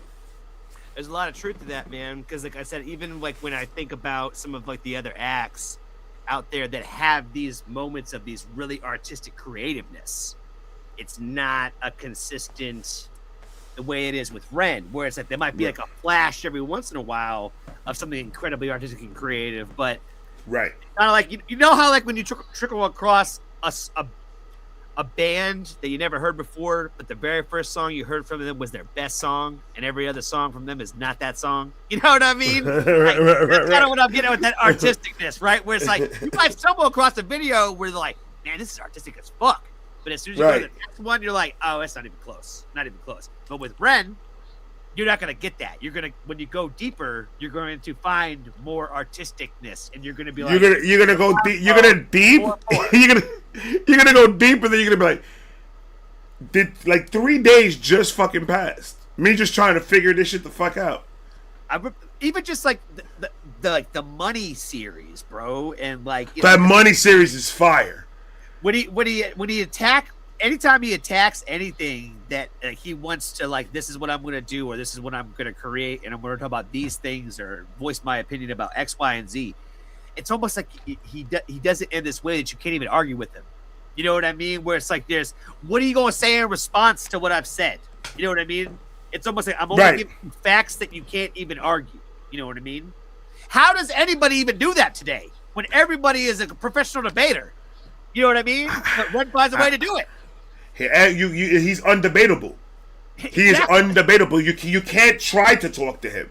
You think you could? That's why I'm like, everybody. I've been like, I know Ren is very cool with the reactors. And in my mind, I'm like, I can't even see myself have a conversation with him.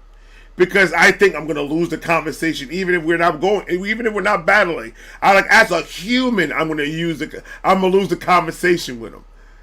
Because it's just like the way he words things is just like, brother, I see what you're trying to do, and you're trying to get into my head and tap in, bro. And I'm not gonna let you in, bro.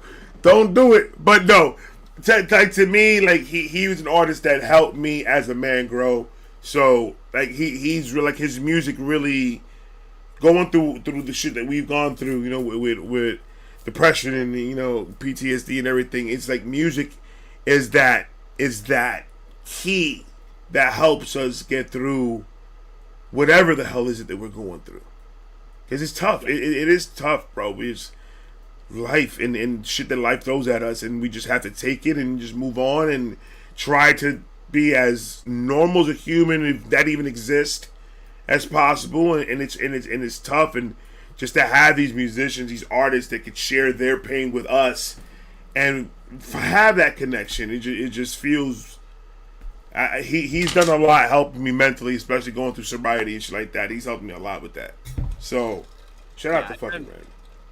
Yeah, for sure, absolutely. Shout out to Ren for just the impact that he has made on the world in a positive way. I think is just something to praise for sure. I remember talking about him, and I need to finish like the series of that too. But like going through like the chapters that he has, and just like hearing about his story and his background. I remember talking about in one of the chapters about how he has probably, I think, been the person. I cannot think of anybody else that I've ever listened to or about really anything in life that I thought to myself, man, this guy knows how to put it into words what everybody's feeling about really all of it when it comes to mental health.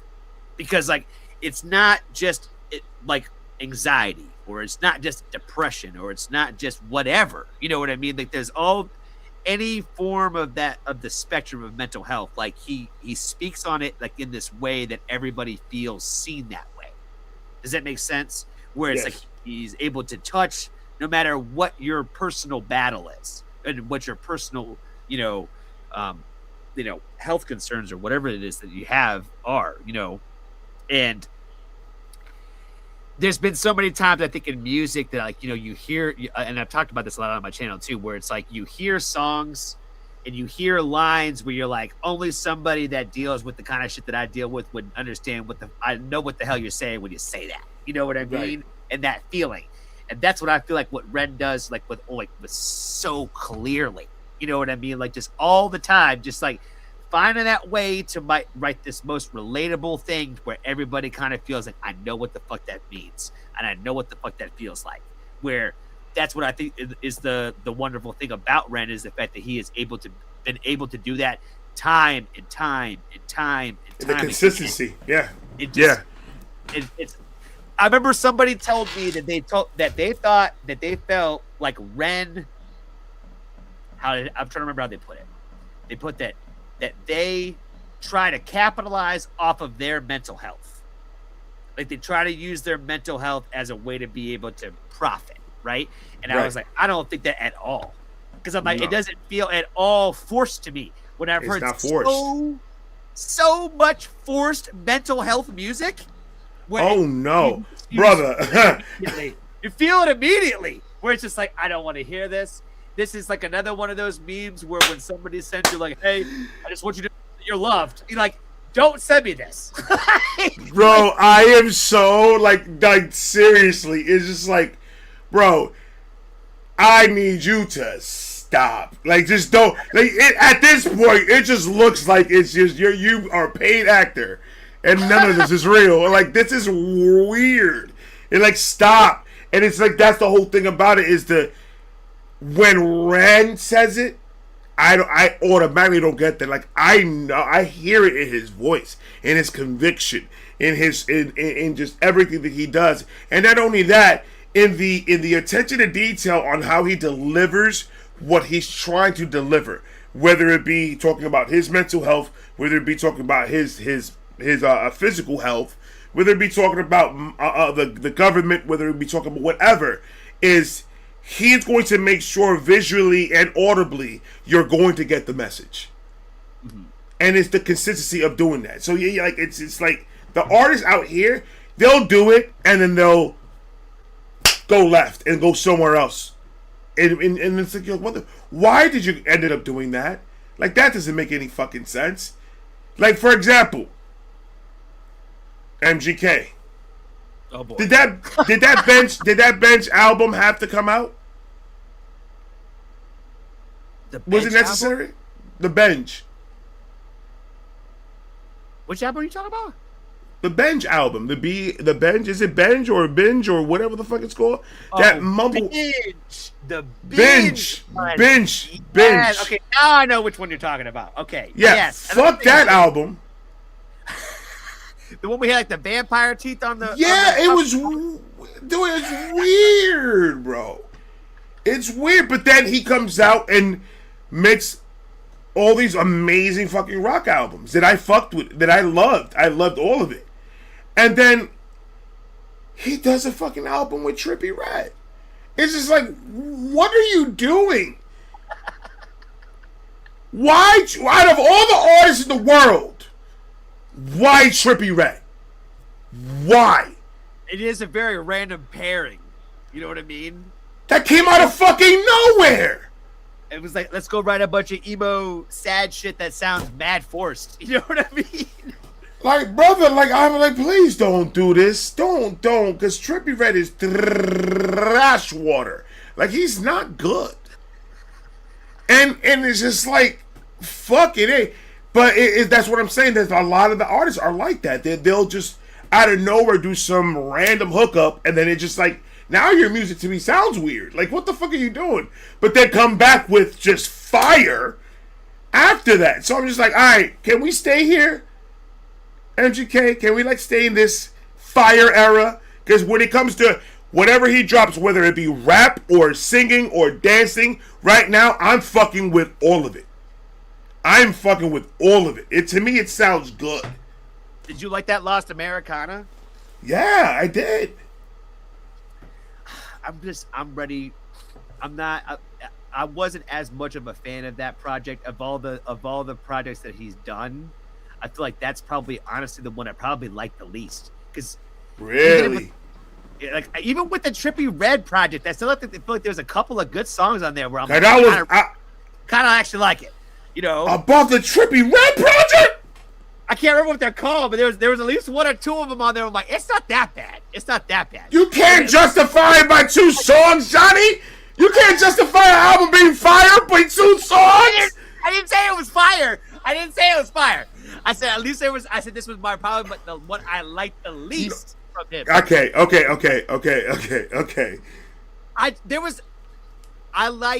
like when I don't. I guess I'll put it this way. I've always known him as being Kels, and I don't really know him as much as being Coulson. And Lost America is definitely him as he ain't Kels on that. He's not Kels on there. No, but I don't think that was what he was trying to do on that. But he's coming with a rap album. Waiting on that though. And when that man, dude, listen, I'm gonna tell you something right now. I heard this motherfucker when he did the diss to Eminem, right? I always knew who MGK was. I don't listen to his music. Before this, I heard his diss to Eminem, and I said, "Nigga, what?" Him eating the Wheaties. Yeah. Respectful. His beard is weird and all this shit. And I was like, okay, fuck you, MGK. And then Eminem, Eminem took the W. And that's all we're gonna leave it just like that. Eminem took the W. And then I was like, man, I'll put a stop to it. I'm like, I'm not listening to MGK. Never. If I didn't do it before, I'm never gonna do it again. And then one day when I'm reacting, I'm just like, man, you know what? MGK literally just dropped it. That's when he started doing the freestyle in the backyard in his boy's house or some shit like that. Mm-hmm. And I said, he just dropped this. Let me listen to what this MGK thing is about. Because everybody always requesting MGK. And I go and play that freestyle, and I'm like, oh, so this motherfucker knows how to rap? And then I started going to this old shit, and I was like, oh, he knows how to rap. And I was like, I would have never thought that with the diss that he did. Like, he rapped, but it was like, it was okay. But, like, he could rap. And that's when I started going down the wormhole of MGK, and I'm like, but it was just like that. It's like the inconsistent of, he made too many weird turns, and I'm just like, what are you doing? Now I think, honestly, because I think because I've been a fan of him from a minute. I was EST till I died back in the day. You know what I'm saying? I remember being a fan of him when he dropped the Eminem diss, and I was like, this is wild. You know what I mean? Because that's the GOAT here. You know what I'm saying? Right. It's weird that this is happening in the first place.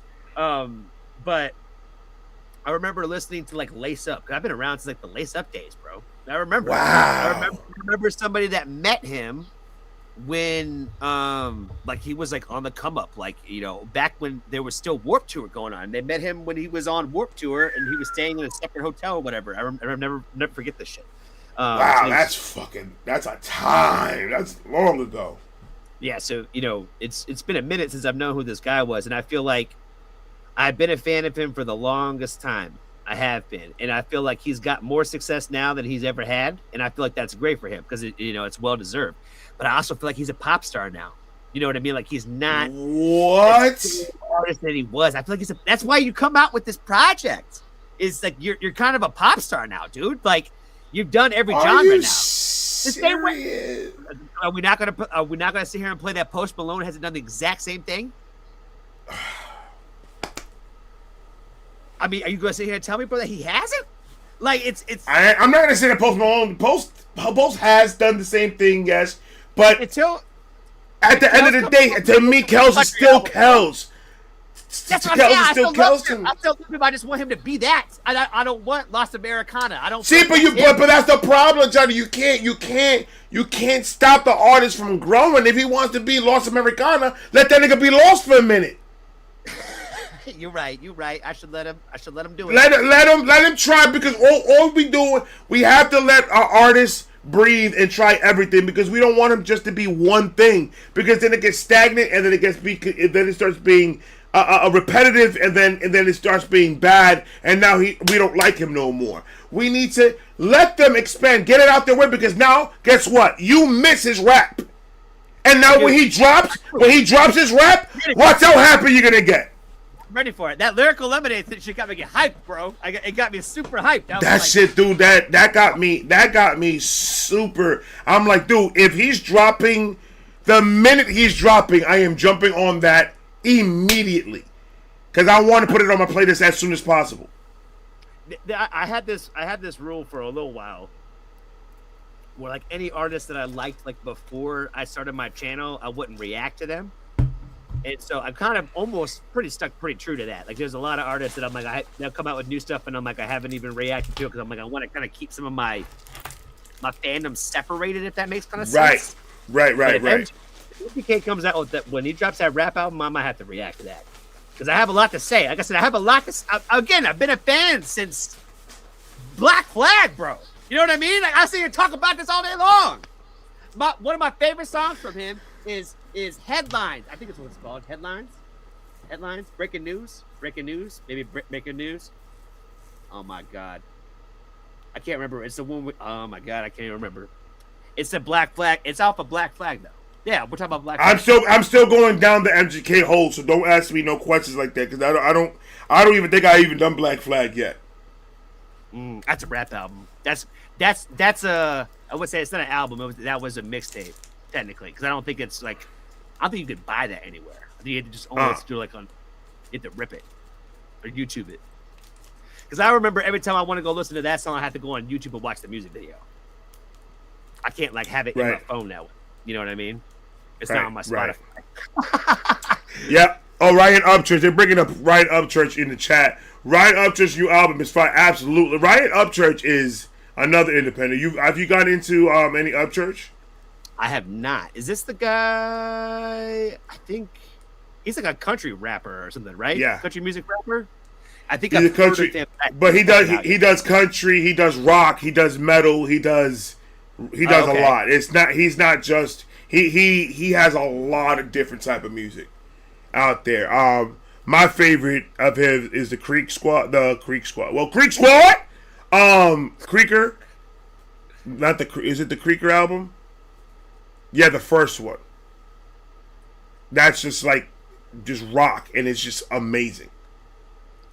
Yeah, tap into him and listen to some of his shit, bro. I think he does country rap, he does country music, but he also does rock, and he also does a lot of metal too.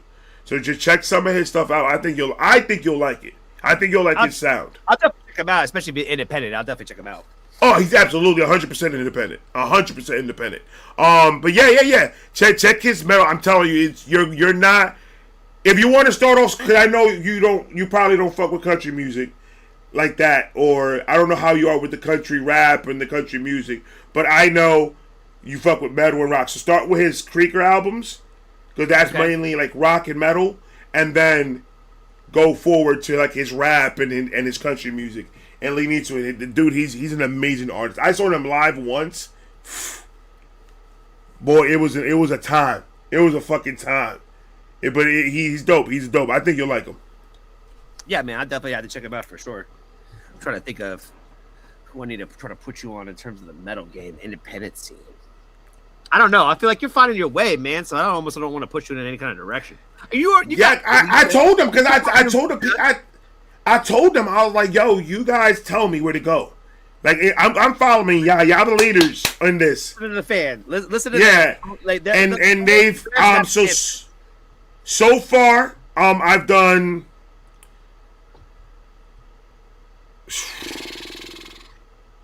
I'm going down the list of my rock. Sleep Token. I've done a lot of Sleep Token. I've done Asaph Avedon. Oh, he's fire. I've done more rock. Ginger, like I said, I've done Ginger. There's so many fucking bands that I don't remember half of these that I've reacted to. Electric Callboy. They're fucking amazing. Yeah, they are cool for like. I'm not big into like club music, but the way I like people who like incorporate things. You know what I mean? Right. I love like mashups and like genre like smashing. You know what I mean? Right. That's how you go and get me to listen to something I don't normally listen to, is when you incorporate it into something I do like. Throw some guitars over like club beats. That sounds fucking fun. Uh-huh. You know what I mean? Right. When down to Carpet Man, I've done. Oh, he's fire too. Carpet Man, I do the first song I heard of his, I was just like, what in the fuck is this? Like, where is this shit coming from, bro? Like, yo, it's out of nowhere. There's people who are so fucking good, bro. Now, I don't even think they know how good they are. It's crazy. Yeah, I've done a lot. I've done, but it's been a mixture of a lot of different rocks, and sometimes it's like one reaction, sometimes is, or I've done Freeze the Fall. Oh, fire! Yeah, I love Freeze the Fall, man. If you haven't, have you checked out Wind Waker at all?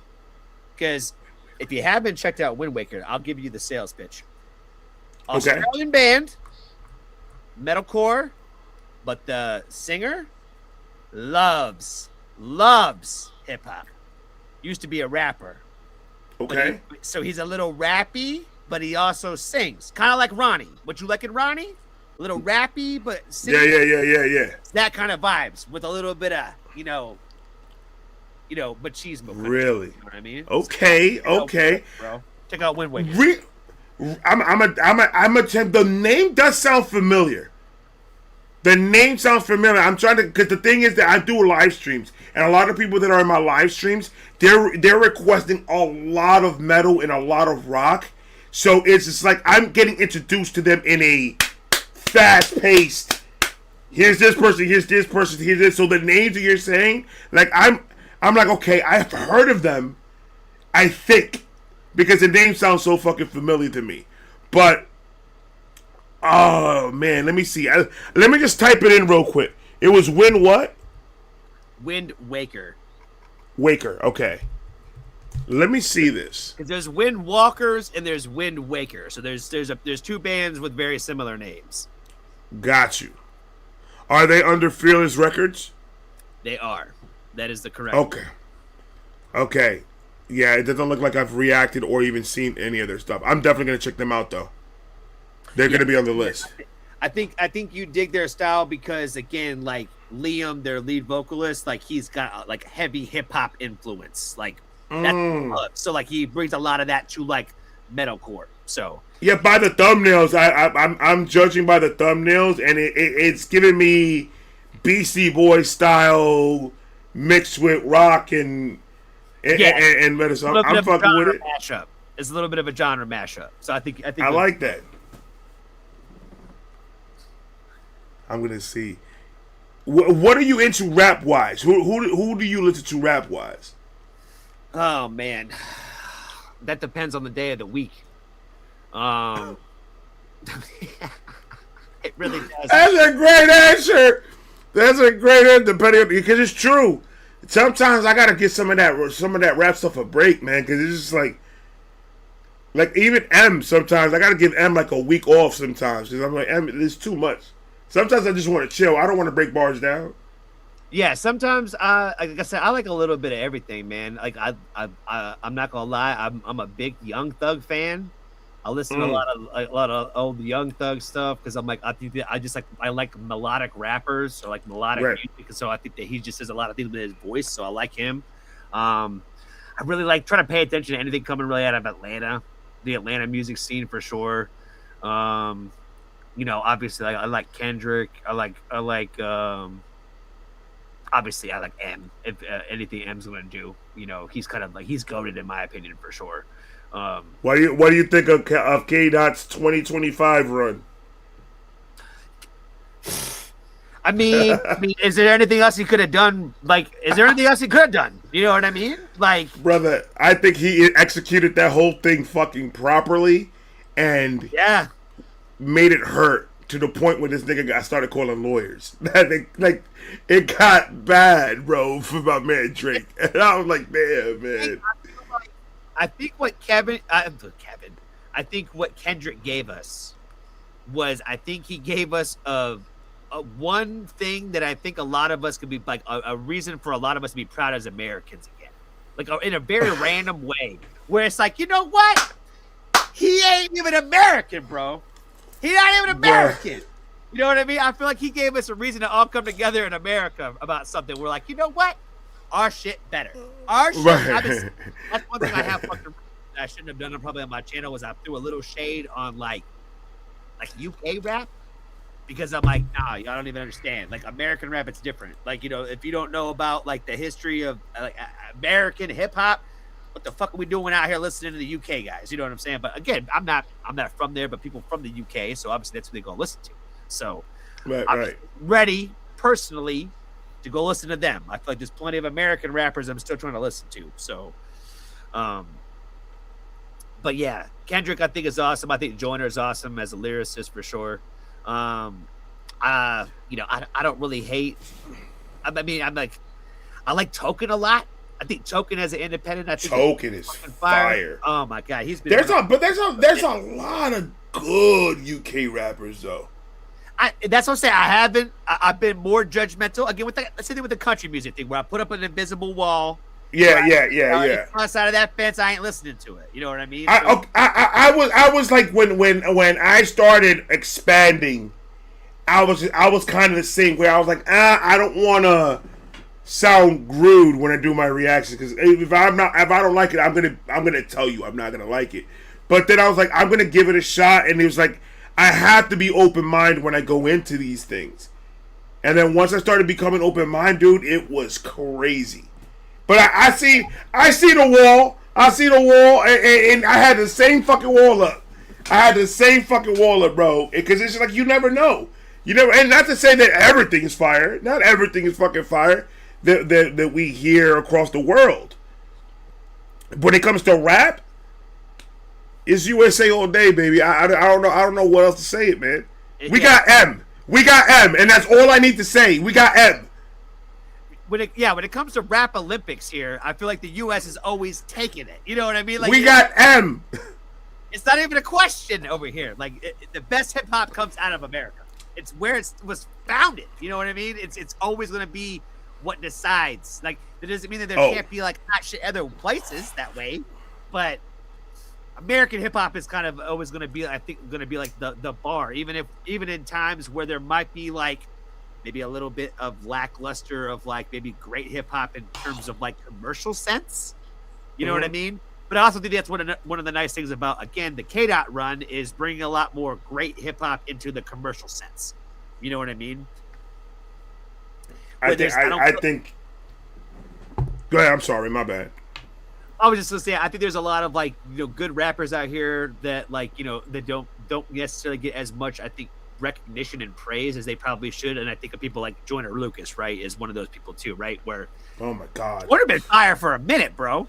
And it's like people are just now kind of recognizing him, I think, when he should have been recognized 10 years ago. You know what I mean? When he was doing his freestyles.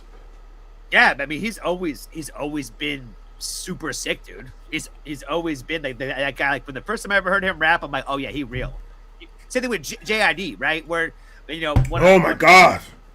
You know, I was talking to Kalia from my channel like recently about JID when it comes to him, where it's like, if you listen to somebody one time, you can tell what time it is. You know what I mean? Oh, absolutely. Those guys are like, oh, okay, yeah, he's different. You know what I mean? And I told people like when it comes to MCs like that, for me, outside of that, it's all about beat selection. You know what I mean? Because I'm like, I already know you can rap, so like what beats are we picking and how are we constructing this? Because we already know. I want to hear the cadence. I want to hear what kind of different cadence you're coming with. I want to hear what kind of flows you're coming with. I want to hear how you're going to deliver this. How you're going to do triple? Are you going to do quadruple? Like, how are you going to structure your verses? How are you going to come at me in every way possible that I'm going to be like, there's nobody that would have stopped him that day. That day he came and chose violence on that fucking mic and destroyed that shit. And it's like, to me, Am is always that one that no matter what anyone says, when we're talking about the technical part of the rap, he's in another world by himself. Yeah, I can't think of anybody that I've listened to that has done like what he has done with the English language over beats.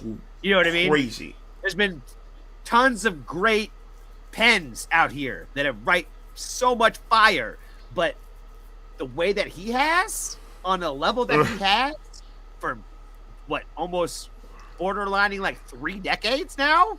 Borderline 3 decades. We're in 3 decades of that, right? Because he's been around since the 90s. He was been around the 90s, so he's been 25, 26 years. Oh my God, I'm getting old, bro. Yeah, I remember listening to Encore.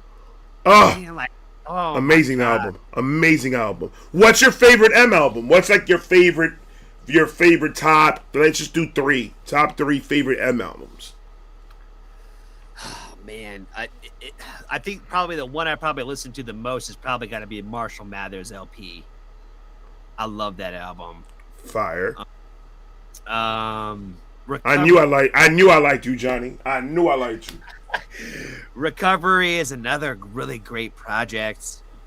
Like I said, Encore has a very like specific place in my heart. That album does, for sure. I think that's probably my best friend. That's his favorite Eminem album. So like I share a lot of Encore love album with Encore. Encore was different. Encore, he was pushing limits and buttons in that motherfucker, bro. That I was just like, all right, this motherfucker's gonna get canceled, like, because he was doing. Oh my God, what was that one song? Evil Deeds. Oh, love it. Like, and I was like, what? Like, I'm doing the M. I'm revisiting all his albums. I already did the Marshall Mathers LP, which is my favorite album, and I'm doing on the Eminem show next. Nice. And then after that, I'm like so giddy to get into Encore that it's not even funny. Because Encore, it's not on my top 5, but it's an honorable mention because that album, every song is just hilarious to me. I just can't stop laughing. It's such an Eminem album where it's like there's like barely anything serious on there at all. You know what I mean? And there's nothing. There's nothing. Rain Man? Come on, dog. He literally says in the end of Rain Man, I just did a whole song and I didn't say shit. Yeah. Oh my god. That's the one that was like dum dum dum Dum dum dum dum. I ain't got no legs. Dude, I ain't got no legs. Oh, dude, it's I forgot about that shit.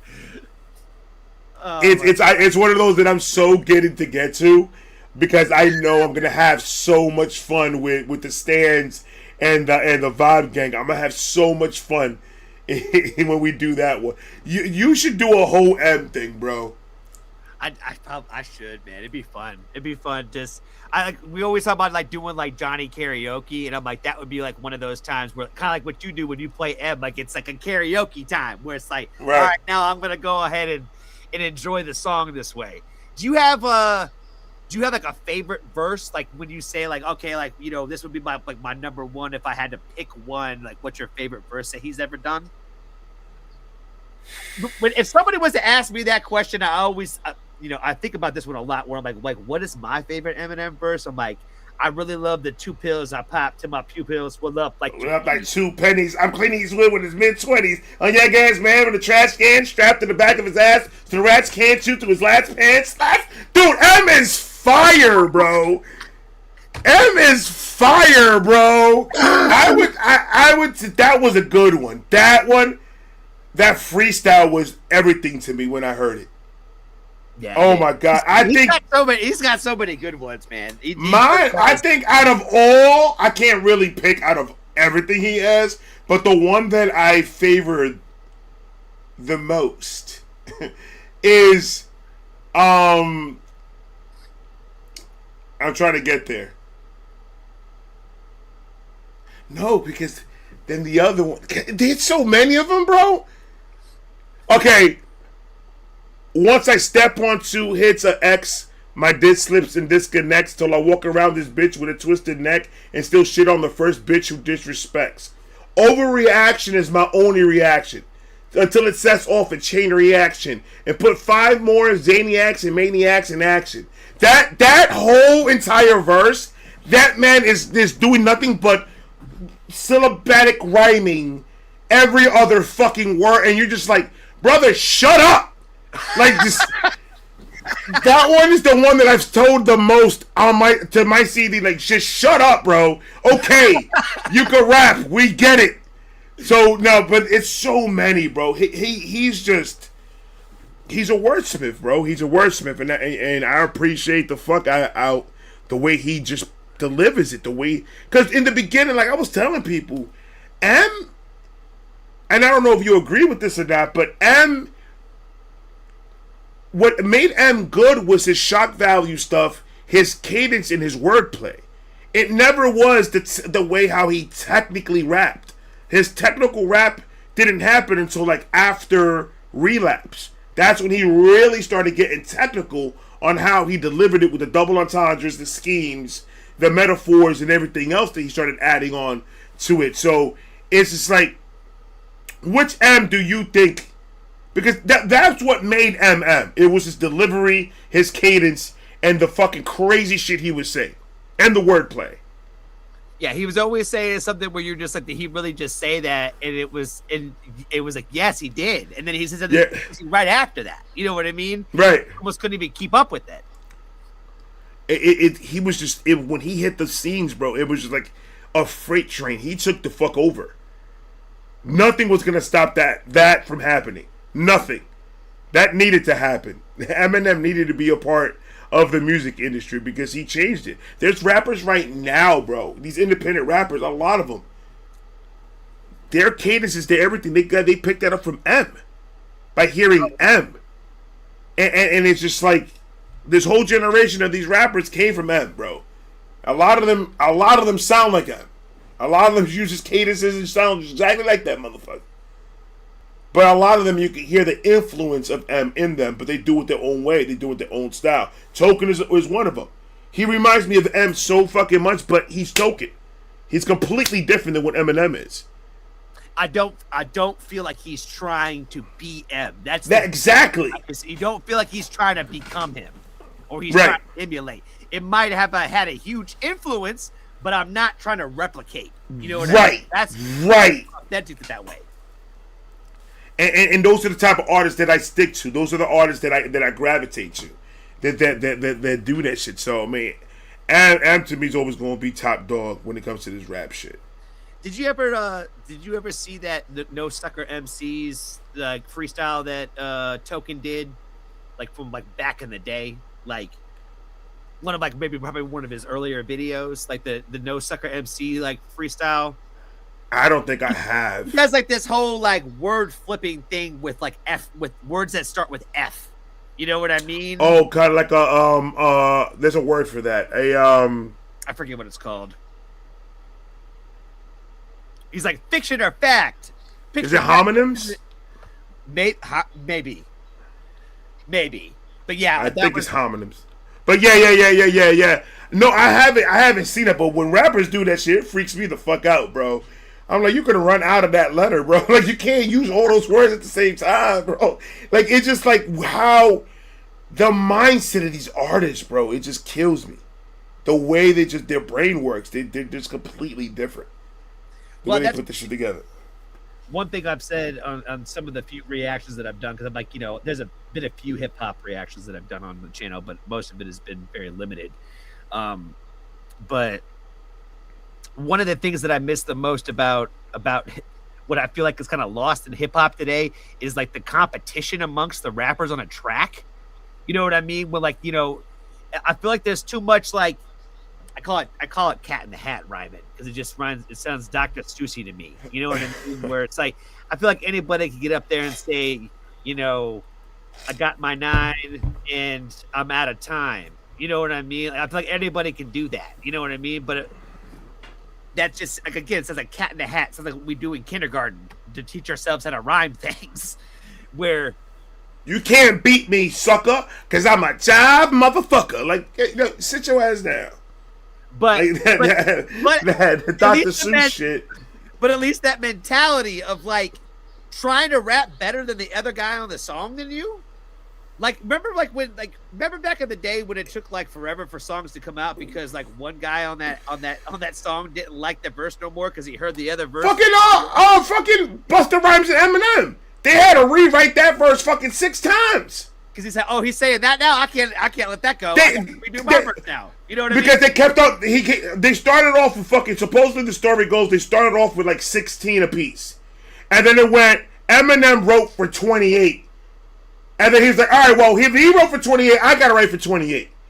And then M saw it and heard that. He's like, "Oh, well, he's doing that. I'm doing 40 something." And then they just started going. He was like, "We were 60 something bars in," and I was like, "Yo, we have to fucking stop." Like, this song is gonna be fucking 3 fucking million minutes long, bro. Like, we can't do this. And then they had to put a stop to it, but it's like exactly that. There's no hunger in there. There's no healthy competition. Because their competition means they have to be angry at each other and mad at each other and go at it that way. It can't be no healthy competition of me and you. Let's just see who can do better with the pen. We don't even have to talk about each other. Let's just do what we do with the pen and see. That's why I watch battle rap more than I listen to anything else. That's what because battle rap is that. That's what I was just about to say. There's a lot more of that healthy camaraderie and like this is us, sparring it out essentially in battle rap where we still dap it up at the end and we're all good. This was, this was what it was. It wasn't personal like that, even though we're getting mad personal. You know what I'm saying? Yeah, I love. It's been a while since I've gotten into like the battle rap scene, but I feel like every handful of years I'll go down like the rabbit hole of just like watching like right battle rap for like 6 Who's your favorite battle rapper? Oh man, if you could put one, because there's a lot out there. So if you could put a name like this guy right here, I think is the is the top echelons of battle rap. Oh my god. In your opinion, so it's never a wrong answer. It's your opinion, so it's always right. Oh my god, I can't even think of the dude's name right now. And that's what I'm saying. This might be a dated answer, but I'm like, for a while, I really liked him.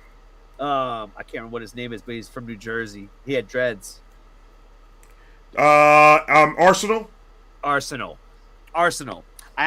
thought he was really charismatic. I thought that I really liked his delivery, but I mean, he's been around for. They considered him still. They still consider Arsenal as one of the forefathers of battle rap. He's still battling. He's still, because I took a break from it, but then I came back to it, and I'm in it like heavy right now, and I'm watching all the battles. My favorite is Loaded Lux, but Arsenal is fucking amazing. Yeah, Loaded Lux is pretty fire too, man. And one thing I've also really thought was dope was I think that Cassidy has been a fucking awesome battle rapper compared to like when he was making music, because I feel like as a battle rapper, like he's pretty fire, bro. Like I love his energy on that stage. I like his energy. It's hard with me and him. It's just he's good, but he's not as good as he thinks he is. I guess for sure. And it's almost like you're kind of, to me, making a fool of yourself, because you're claiming to be this one. And I'm not saying that he's a horrible rapper, but what I'm saying is a lot of his shit sounds dated to me. And when he's going at somebody, a lot of it sounds like that could go for anybody. You're not talking to him. All you're doing is going and rapping like you normally will rap on a song and just writing bars.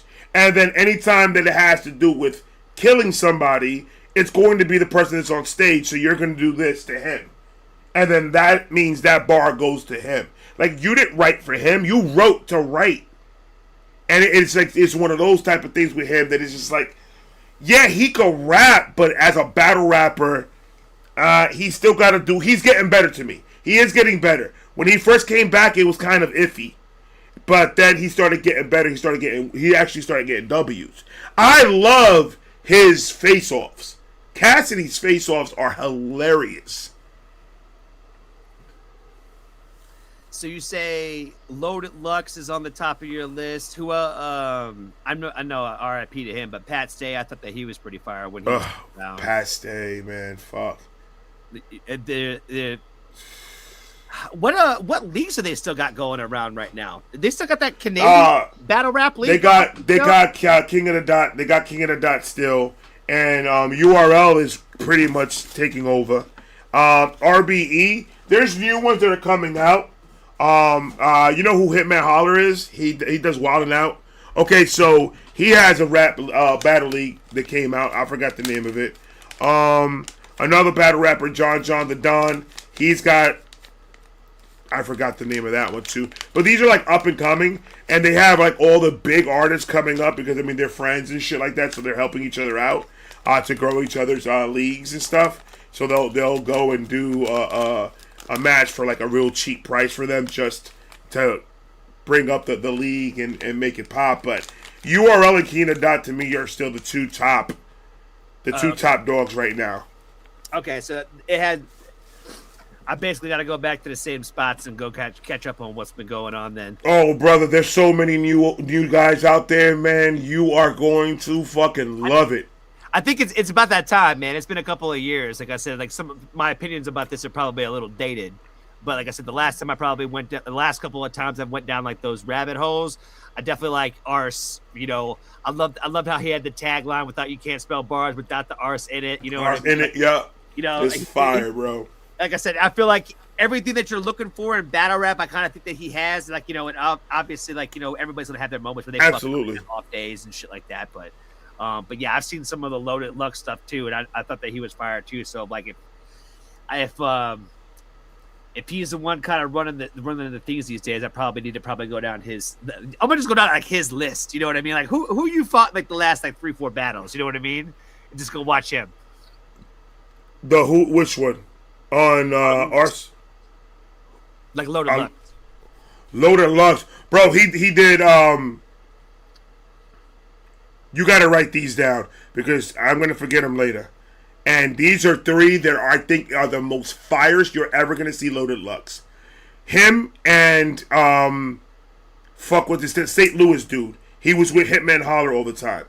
Averb, Loaded Lux and Averb. That's a must watch. Loaded Lux and Rum Nitty. Okay. And Loaded Lux and New Jersey Twerk are my top, like those top three. Those are the ones that he did 2024 to 2025. So it was within 2 years span he did those three battles. And I think one of the best writing that I've seen a battle rap do, period. On both ends.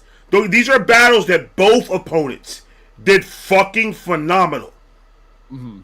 And it's like you'll get what you're looking for, that competition that I'm going to beat you lyrically and there's nothing you can do about it. But they're not using obviously they're doing gun bars and stuff like that, but they're out rapping each other here. They're lyrically taking it to a whole nother level. Oh, honorable mention, Daylight and King Los. That one is that one is galactical. That one is outer space. You need to have like a couple of hours to yourself because you need to watch it and then you need to recover of the amount of bars that you're going to be getting hit with. These dudes go another planet on that battle rap, on that competition. I'm excited now, man. That might be what I fall asleep to tonight. Dude, that's the best fucking way, bro. That's the best way. Just put a little bit, like I want to go and listen to some battle rap as I go take a shower and shit, bro. You just put some battle rap and just see these motherfuckers tear each other apart with this lyrical shit. Like I said, it's been one of those things, dude, especially when we were talking about with YouTube and all that, like before I ever had a channel, like that was my YouTube, like, all right, let's go out like this battle rap, like King of the Dot for the last 6 months, like watch it, a little special they got going on. So I do remember like Daylight. I do remember hearing about him and King Los. I do remember those names sticking out to me from being around for a little bit too. Is that one dude from the UK, the British white dude, is he still out there rapping? Is he still battling? Which one? I want to say he had a bald. He was white dude, skinny, bald head. Like did not really look very. He looked very much like he could have been in a rock band, maybe. See, but I don't tap into King of the Dot like that though. I tap into more RBE URL. Okay. And so like the UK rappers and the Canadian rappers. Yeah, I think I just remember like going down a little path with that because I remember like again watching like Ars videos, like watching him go up because because King of the Dots went up in Toronto. The names is in the tip of my tongue. He just had a battle actually. The guy that you're talking about just had a battle. Give me a second. I'm gonna get you the name right now, because this is like Shoutout Horror. UK dude, white, skinny dude, has a ball cap. Yeah, it's Shoutout Horror. Shoutout Horror. Yes, that's it. That dude. Dude, he is on fire right now. I think like he just had a battle, bro, and his battle was fucking, to me, was fire as shit. That is one thing what I will say as far as the discrimination goes. When it comes to battle rap, I don't care where you're from.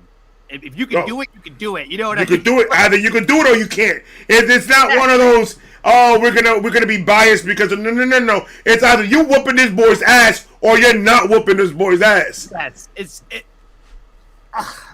You either were on the playground and everybody was around when one guy was clowning on another guy, or you weren't. You know what I mean? Like it don't matter where you were from. Like it was.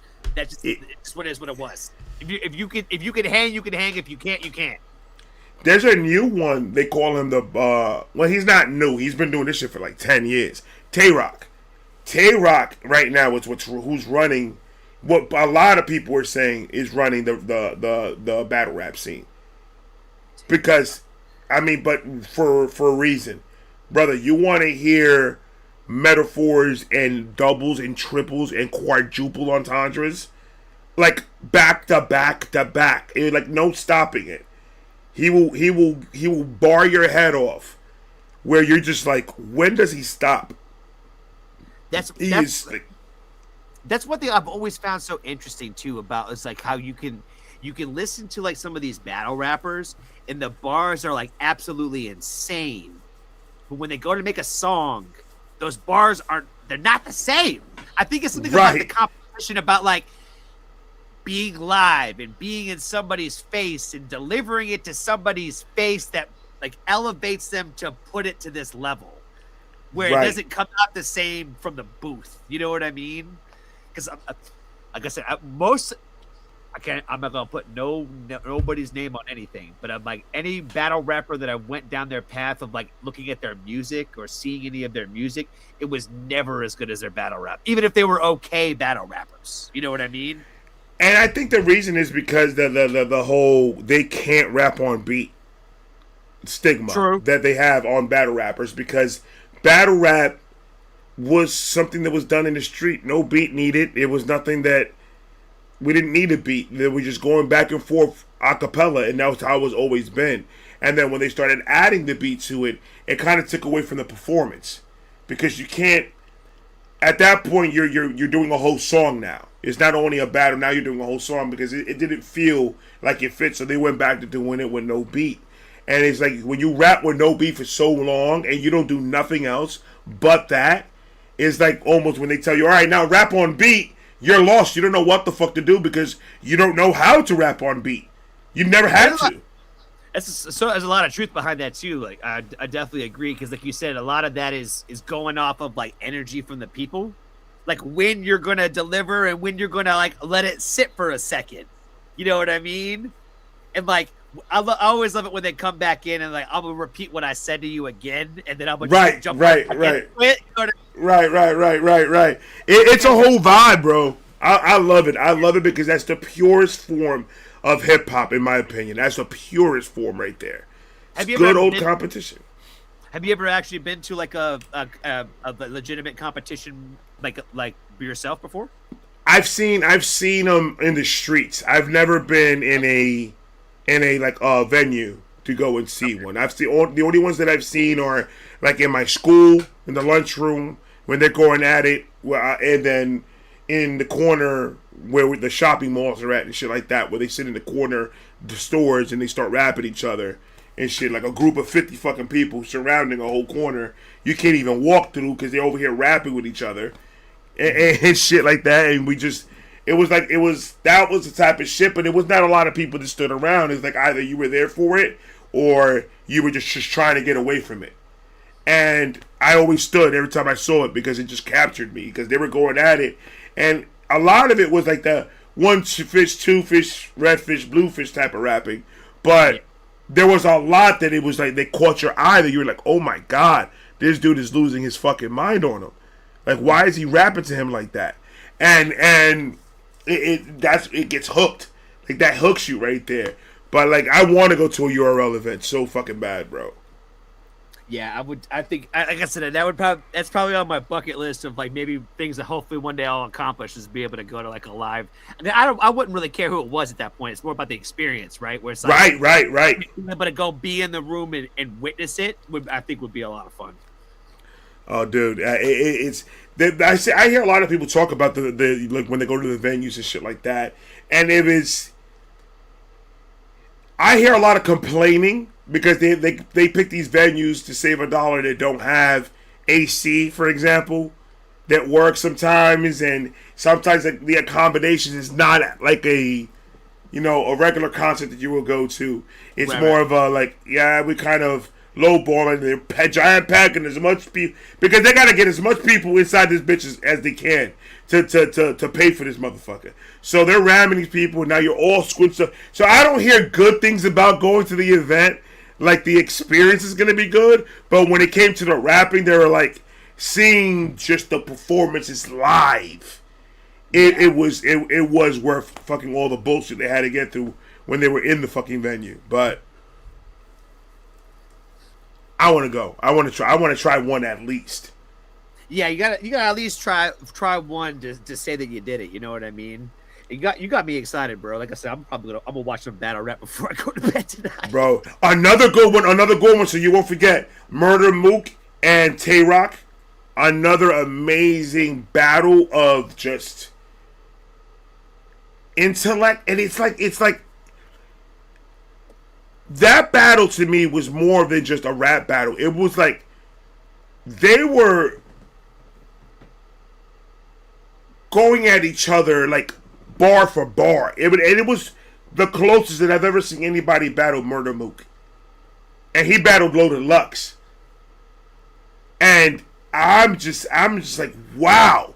They really put each other to the test when it came to the lyrical battle. And I think you'll enjoy that one.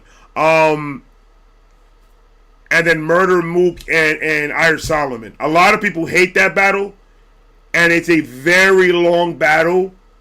But Murder Mook's third verse, I think it was, where a college teacher used it as a analogy that he was using, like for an example in his class. Of how, like, because he got intricate with it. But the problem with it that everybody started hating is that he started falling inside a hole of just consistent, just bar after bar to the point where it was not making any sense anymore. He started going off the reservations a little bit. And people was like, now it's long-winded and drawn out. And it's kind of you beating the dead horse type of shit. But when you hear it lyrically, like you're listening for the bars, is like one of the most best written shit out there. Oh man, now I'm all hyped out there. Now I'm all hyped because you've given me a good list to go through. Your ass is gonna start battle rapping in there at work. You're gonna start battling. You're gonna go out to your house and start battling your neighbors, bro. Oh my god, I love it, man. It's dope. All right, we're up to the part in the podcast, and we got some questions here for you, Heather. Shout out to Heather. Heather got questions in the chat, and she sent it to me, and I literally got them all lined up here, the questions they got for you. The first question we got is, are you having a great time, buddy? Or Bubby? Why are you having a great time, Bubby? That's definitely from Maul. She's the one who calls me Bubby, because I don't know why it cracks me up when she calls me Bub. You know what I mean? Like, but it comes across. She always asks my live streams, like, she always like, how's your day going today, Bub? And I don't know why, it just always gives me like a little chuckle to always see her call me Bub. That's so dope, bro, because my wife calls my son Bub all the time. That's awesome. Dope. That's dope. So he's doing how? So are you having a great time? She's asking. I'm absolutely having a wonderful time. I got battle rap to check out tonight, so I'm absolutely having a wonderful time. You got some homework to do, bro, because that shit that's gonna probably take the rest of your night, to be honest with you. For sure. All right, next question we got here. Was there one particular reaction that you did that made the reactor gig click for you? Oh boy.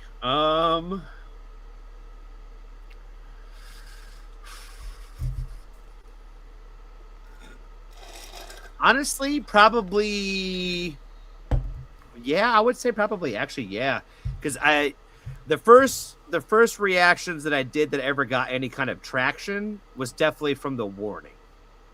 But I think the first one that probably really meant a lot to me was probably like the first Sophia Izella reaction that I did. Because I can't even remember what song it was that I did first, but it was the first one that I did from her. And I just remember it being so different than anything I had reacted to. It was such a different topic about anything I had ever talked about. And the response from that, I think it was really great. Because it was like a chance where I got to like talk about a bunch of shit that like I never, like, I think I've been really passionate about for a while, but I never really ever had a chance to really kind of get off of my chest. And it just like, it all came out in that reaction video. Does that make sense? Where, yeah. And it kind of started this chain reaction of like why we did like Women Who Rock Night and why we did like so many different like I want to say like pro feminism type videos or whatever you would say, like, like women, like, or like women's type anthems type of vibes, where it was Right.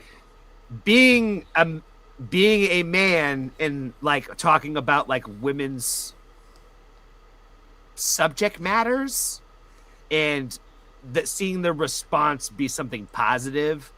I don't know why. I feel like that it was like, okay, like I felt like this is. I liked when people connected with some of the things that I said, even when I thought that nobody would ever like listen to it. And same thing with like Right. with that specifically, and like anything to do with like the mental health side, right? Because like those are the two things where I'm like, I have like very strong opinions about it, and I'm like, I have no idea how people are going to respond to this, but the response was positive. So it was like, and then people kept asking for me to do the same types. Where it's like, could you keep talking about these things? Could you do another song that talks about these same kind of issues? And it's like, okay, this feels more right to me. Does it make sense versus me just hyping a video up? But it's like it is a lot of energy to try to put like a lot of focus into something specific, because that goes back to like when you're like on the wrong day, I'm not gonna say everything right, and I'm not gonna come across the way that I'm gonna always want to. So I'm glad that like some of those initial reactions, like to like Sophia Zella and like Paris Paloma and stuff like that they went positively, because I was like, this is one of those times where I'm like, I can get canceled off the internet just as fast as I've been on here. So if it's not positive, it's not going to be good. But like I said, I think that some of those reactions kind of like help spark and keep the light going for a lot of the things that we were doing on the channel that I think I probably more or less had a lot of like self-doubt in, where it's like, should I even be talking about these things in the first place? But seeing the positive responses to like I said, that and like the mental health stuff. So anytime I get into any of those kind of like specific reactions, it always kind of makes me feel like, okay, this is like the kind of things that I really enjoy talking about, and people seem to respond positively to them. Yeah, like I said, I think my goal has always been to like try to help uplift and support, because it's really easy to tear something down. You know what I mean? So like, even when I don't like music, I still try to find something positive to say about it. You know what I mean? So I think like, that kind of stuff makes it easier to make the content on the days where it's not difficult just to talk. Does that make sense? Right. Where like, when they'll show up in the list and I'm like, oh, okay, this one I know is going to make me talk for 20 minutes. You know what I mean? My random Johnny tangents. If it's going to spark a random Johnny tangent. You know what I mean? Now, do you really care much about the time framing? Do you like give yourself a limit of how far you wouldn't go on a reaction? No. If anything, I feel probably more stressed when I'm on a live stream, because I start thinking about, okay, these people have been listening to me rant for 15, 20 minutes or whatever about X subject that might not have been what they came to listen to today. Does that make sense? Because they didn't necessarily click on that video. They joined that live stream, and now all of a sudden I'm talking for 30 minutes about whatever. And maybe it's the right day for them. So sometimes that kind of stresses me out sometimes. And there's other times where I don't care how long I'm talking, where it's like, we're just going to go off on this subject. Like, it's kind of like more or less like tangents, right? Where it's like, if I'm going to go for 30 minutes, it's just going to go for 30 minutes, man. That's fire. See, and I like that, because I mean, I personally, I like the longer videos, as long as it's not dead air in these long videos. Because I've got caught with some long videos that I was thinking that I'm gonna run into a good life lesson or something deep, and then I see that the majority of it is the motherfucker on his phone looking some shit up that the artist said, and like trying to find it in his phone. And I'm like, bro, like, I get it, man. There's a pause button when you record. Like, pause that shit. Pause it, look for whatever the fuck you're gonna look for, and then jump back on it. I don't mind an hour of you talking and schooling me on shit and starting conversations. I don't mind that. But 45 minutes of majority you just looking through shit, Googling shit on your phone is nuts to me. Yeah, that's what I'm saying. Like, I'll start looking up something, or like trying to find a song to add to my playlist, and if I can't find it like right away, I'm just wasting these people's time. I put my phone down. So I try to like not be that guy. I hate every second that I'm on my phone if I'm on stream. So every time I pick my phone up, it's just to try to add to my playlist real quick. Okay, I got it. Bam, and it's gone. You know what I mean? Because I hate the guy who's just, all right, y'all. You know what I mean? Just what's up? Right. Like, what are we even doing at that point? So Drink the Kool-Aid in the chat. Shout out to Archie. Archie's another reactor in the chat, bro. He knows our struggles in this shit. Shout out to Kool-Aid. It's a great name. Drink the Kool-Aid, bro. So what's the next steps from all this? Where you're trying to get to at the end of 2026? Where you want to be at? That's a good question. I haven't really thought about like overall full year goals like that. You know what I mean? It was more or less like this is where we're gonna get on the track and we're gonna push forward and see how far we can get. You know what I mean? It hasn't really like I've always been trying to be the guy that didn't give myself a goal that like it needs to be X this, because if I don't hit X that, then like I'm gonna beat myself up about it, right? So it's like it's never been about like, oh, let's get to 25,000 subscribers or whatever. Because again, like talk about what we were saying, I would much rather have 40 people in a live stream that are like, you know, that love the channel, that are here every Sunday, versus, you know, gaining another 10,000 subscribers of people who just want me to do X person's reaction and they'll be there for those videos. You know what I mean? So I think if anything, probably the goals of the channel would probably be trying to like to increase the patronage on the Patreon, and probably again, like, you know, just trying to have more consistent members and, you know, that come to the live streams. And I feel like we kind of slowly do that over time a little bit. And I think a lot of that more is just, again, from my side, is probably just more consistency, more trying new things and trying to, you know, reach different audiences that we haven't really reached yet. You know what I mean? I feel like I'm not very good at selling myself, and I'm not very good at selling myself in the moment to like the person who just saw me for the first time. You know what I mean?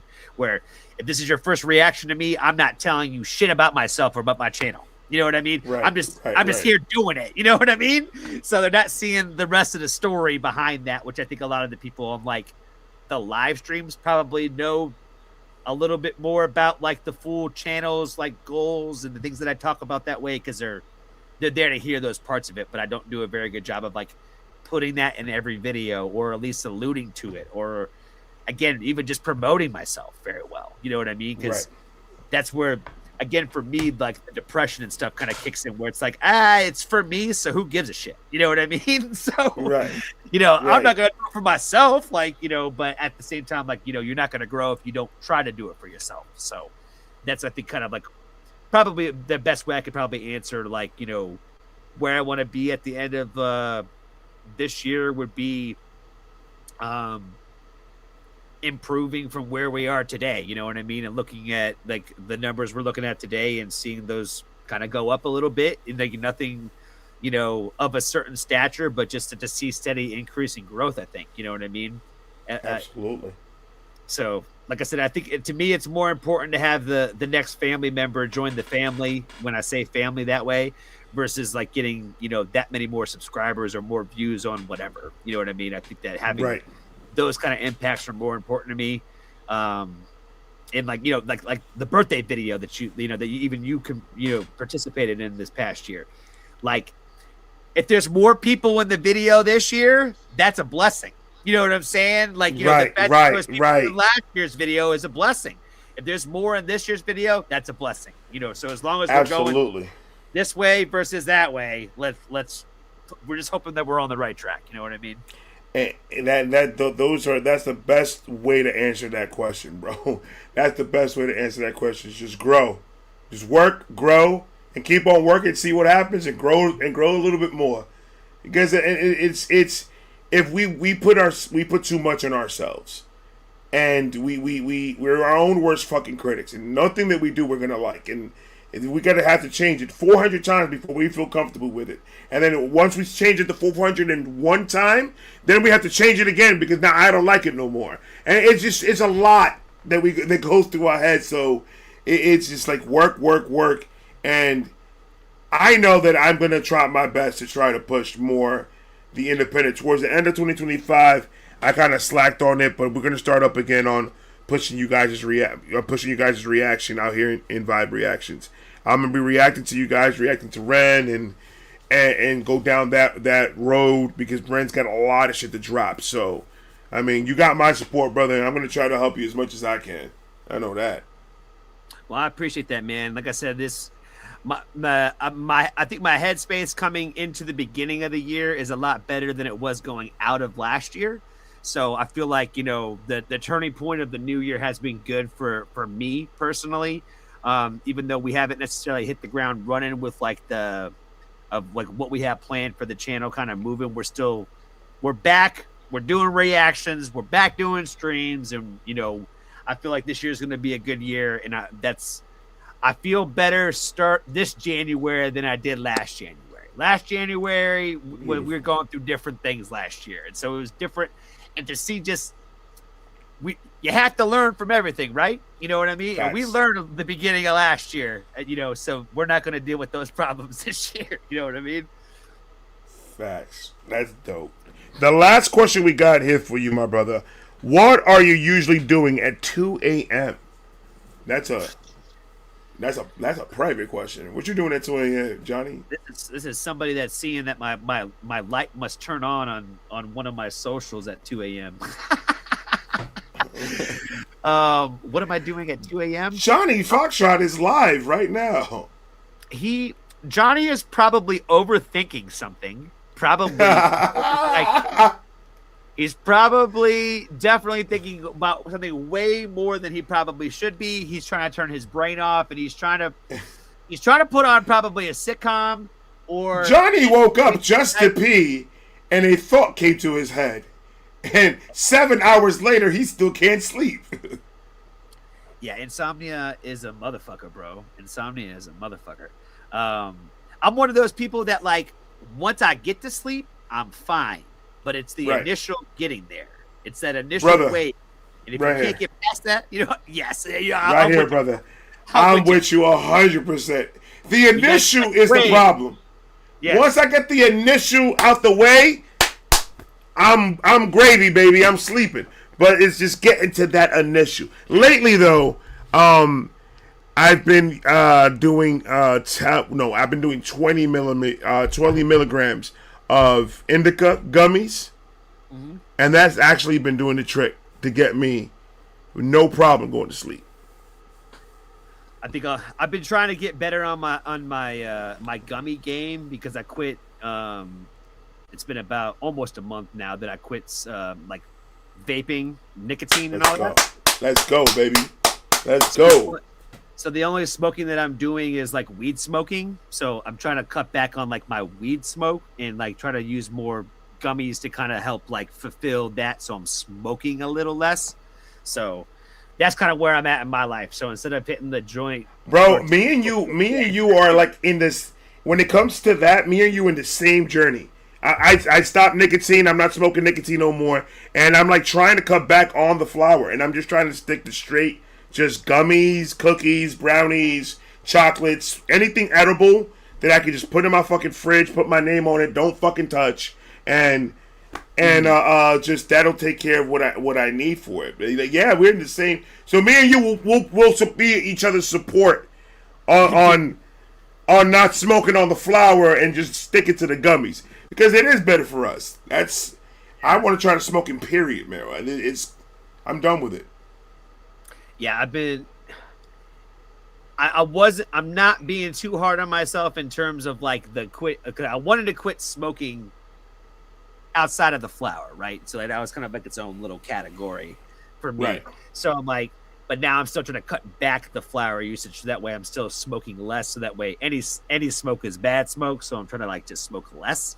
So try to subsidize the, because that's still, you still need the THC and all that shit. So I'm like, you got to get it somehow. But I would rather try to like ingest it via like you said, like a gummy or something versus like trying to like smoke it because then I'm just like smoking a lot still. So you know what else is good? And I don't know if you know about this, but these things.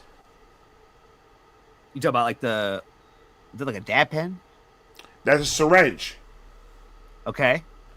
So this stuff inside here, this is concentrate THC that you use for cooking and for all types of stuff. It's already broken down. You just mix this with butter, and then you just spread it on bread, spread it on whatever it is that you want to spread it on.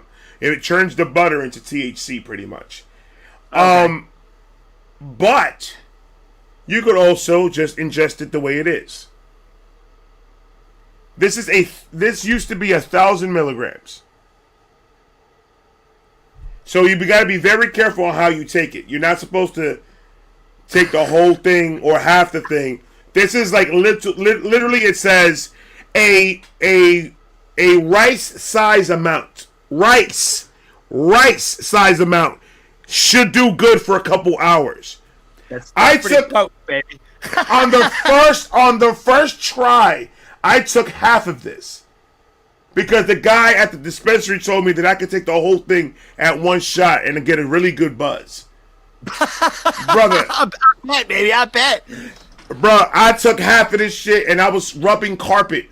I was on the floor not knowing what the fucking life was. Like, what the fuck are you talking about? I was like, never again am I listening to this motherfucker. This man told, and then I went to another dispensary and that motherfucker told me, bro, on the syringes, you're supposed to take a rice size amount. You're not supposed to take the whole fucking thing. And I said, then whoever the fuck told me in here that I need to talk to him.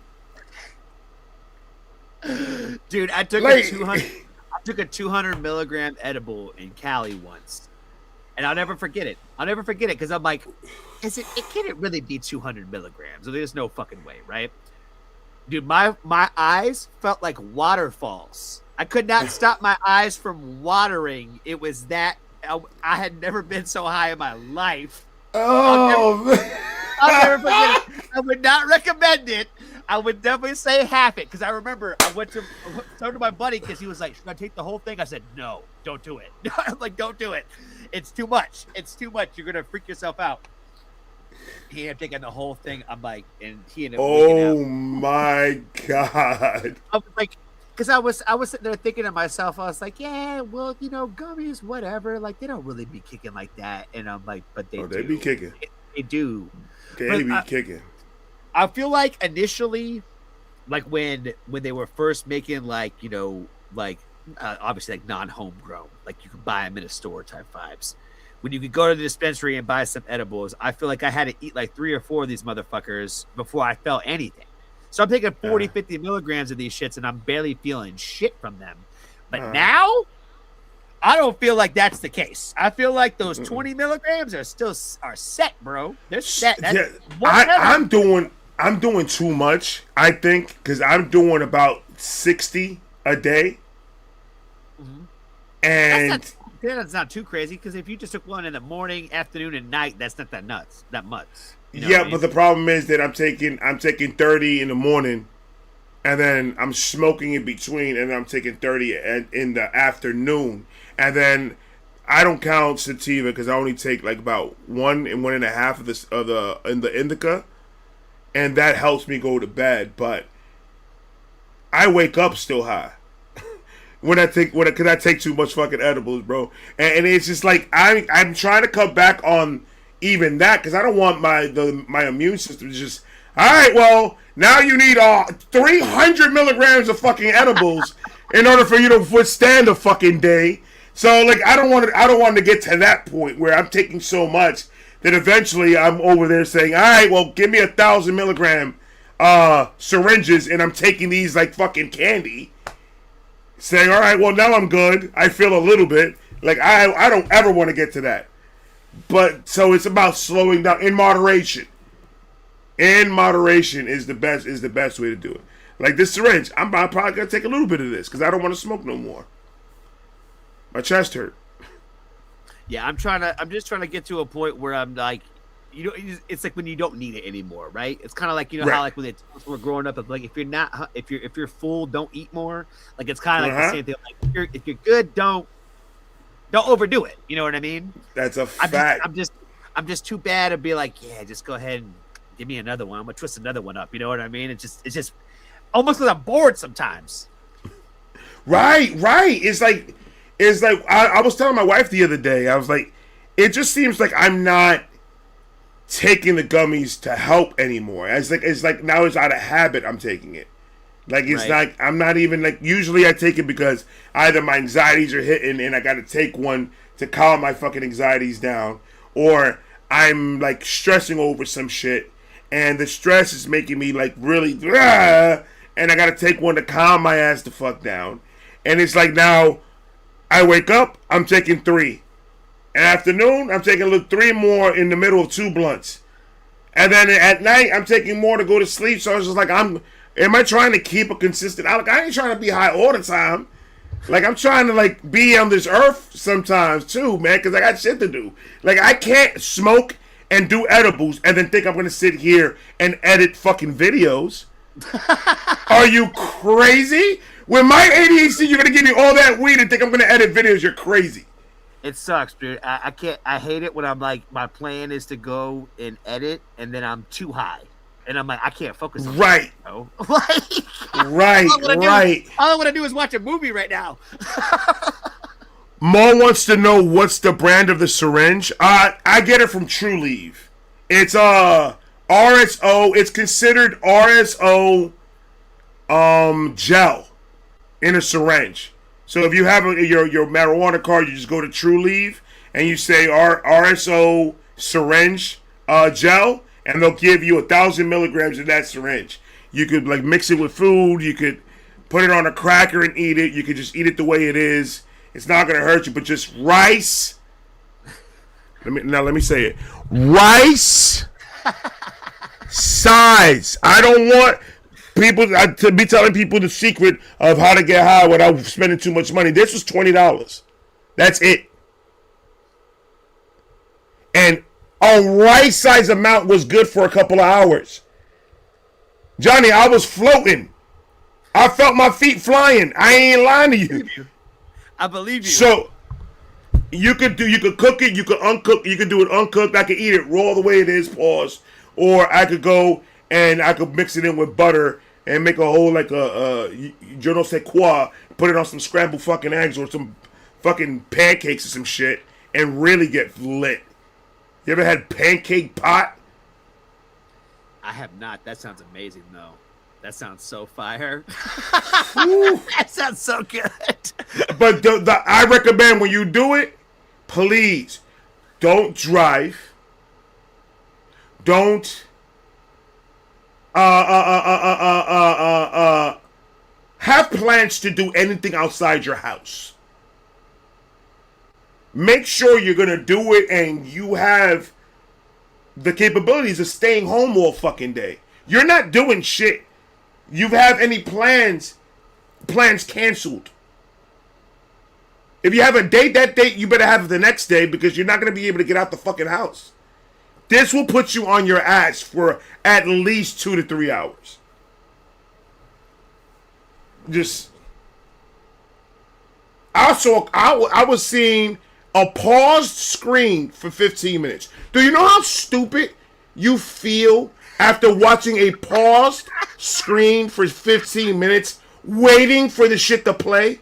I no lied was waiting for the shit to play. Me sitting here lit out of my ass, just. You know, oh shit. You know what? You know what the best feeling is when you realize how high you are, when you catch yourself like being too high, where you're just like you said, where I'm catching myself staring at something for 15 minutes with my mouth open. You know what I mean? Right, and you're just like. And then when you realize it in your head, you're just like. And then you see yourself, you're like, what the fuck is staring at this shit? Like, what is wrong with me, bro? Like, fucking A. Like, I caught myself doing that shit. I was out of it, bro. I was like, I'm not doing this shit no more. I'm not gonna be taking this stuff. But it do help with the joints, though. It do help with the aches and the clicks and the clacks that my bones be doing. So it ain't too bad. If you eat a rice a rice size amount. More rice. And if I were you, just to give it a try, take that rice size amount and cut that in half and take it. And just try that. It tastes like shit, by the way. It tastes exactly what weed should taste like if it's gel formed. Like ass. There's not a good taste to it. Russian Canada says bag of rice. If you want to start counting your toes from space, then that's on you, bro. Because this stuff gets pretty strong. And that guy, oh my god.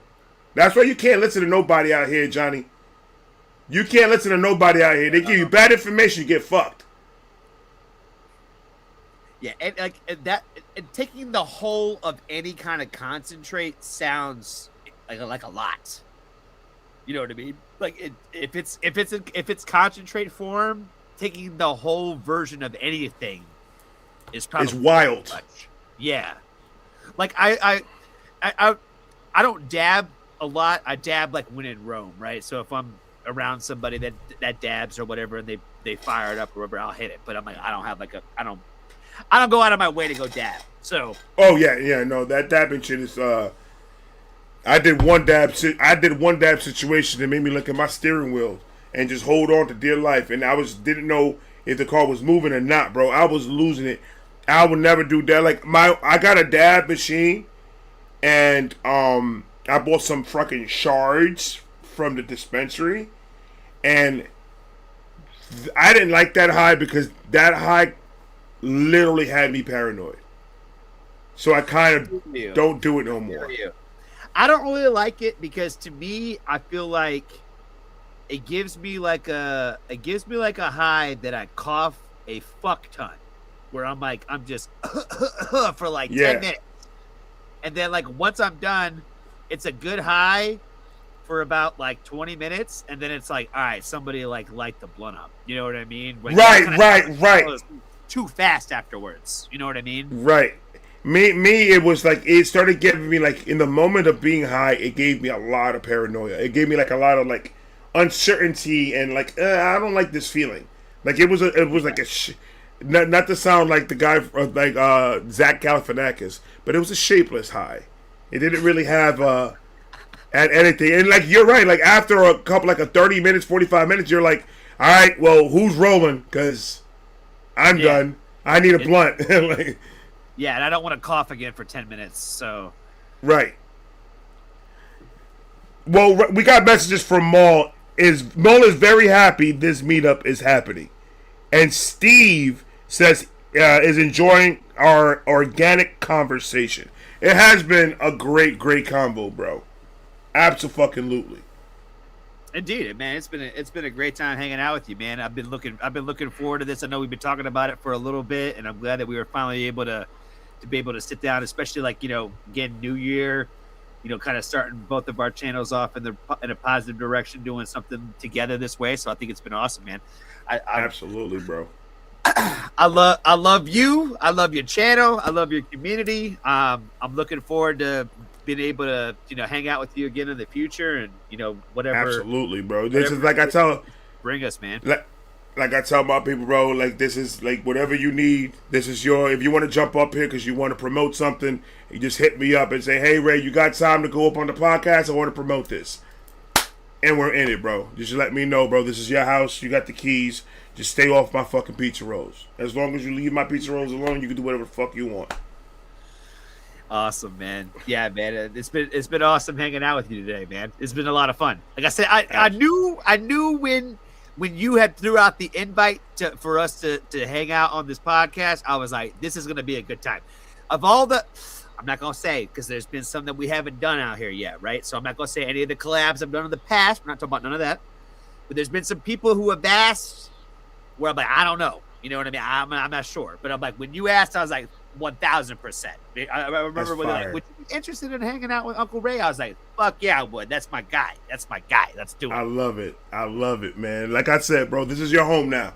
You come over here whenever the fuck you want. I'm always down to have a conversation with my peers in this struggle that we're going through, bro. I appreciate you coming through and spending the time, man. I really do. This is not going to be the last time. I'm definitely going to have you back up here and help me host one of these fucking things that I do, bro. Put you to fucking work and put you to fucking host some of this shit, man. Because, damn, I need a break. Awesome, man. Yeah, you let me know, man. I'm here for you. You let me know. I always got your back, dude. Absolutely. Everybody in the chat, thank you guys so much for hanging out with us tonight, man. If you haven't, the link, the pinned comment on top has Johnny Foxtrot's YouTube channel. Go follow him. Go show him love over there. Tell him Uncle Ray sent you. And Vibe Hive, Vibe Gang, thank you guys for hanging out and helping me out with the links and everything. You guys are fucking amazing. And your fan base, you guys are amazing. Thank you for the conversation. The chat was bumping. I don't know if you were looking at the chat, Johnny, but the chat was fucking bumping, man. They were talking and laughing and doing all types of crazy shit. Yeah, man, the chat's been awesome. I've been keeping like somewhat of an eye of it. I haven't been trying to be too much of a distraction. Russ says that we need to do a joint reaction one day. We definitely should, man. I don't know what we. Oh, absolutely. That'd be awesome. Absolutely, bro. A joint reaction. I have no fucking problem with it. It's gotta be something metal though, because I need you to school me on some shit. It's gotta be something metal. That's my only request. It's gotta be metal. Yeah, we'll get the community to figure out which one we need to do. Like I said, everything I think happens pretty organically, and I think the community will find the right one for us. Oh, we get it done. We'll get it in. We'll absolutely get it in, man. Guys, like I said, thank you guys so much. Next Monday, I don't know. I'm working on getting somebody for next Monday, man. But I'll keep you guys informed. I will see you guys tomorrow on the live stream, 9:30 on Twitch. Johnny, once again, my brother, thank you so much for hanging out. Guys, I love all of you. I'm going to talk to you guys tomorrow. Peace!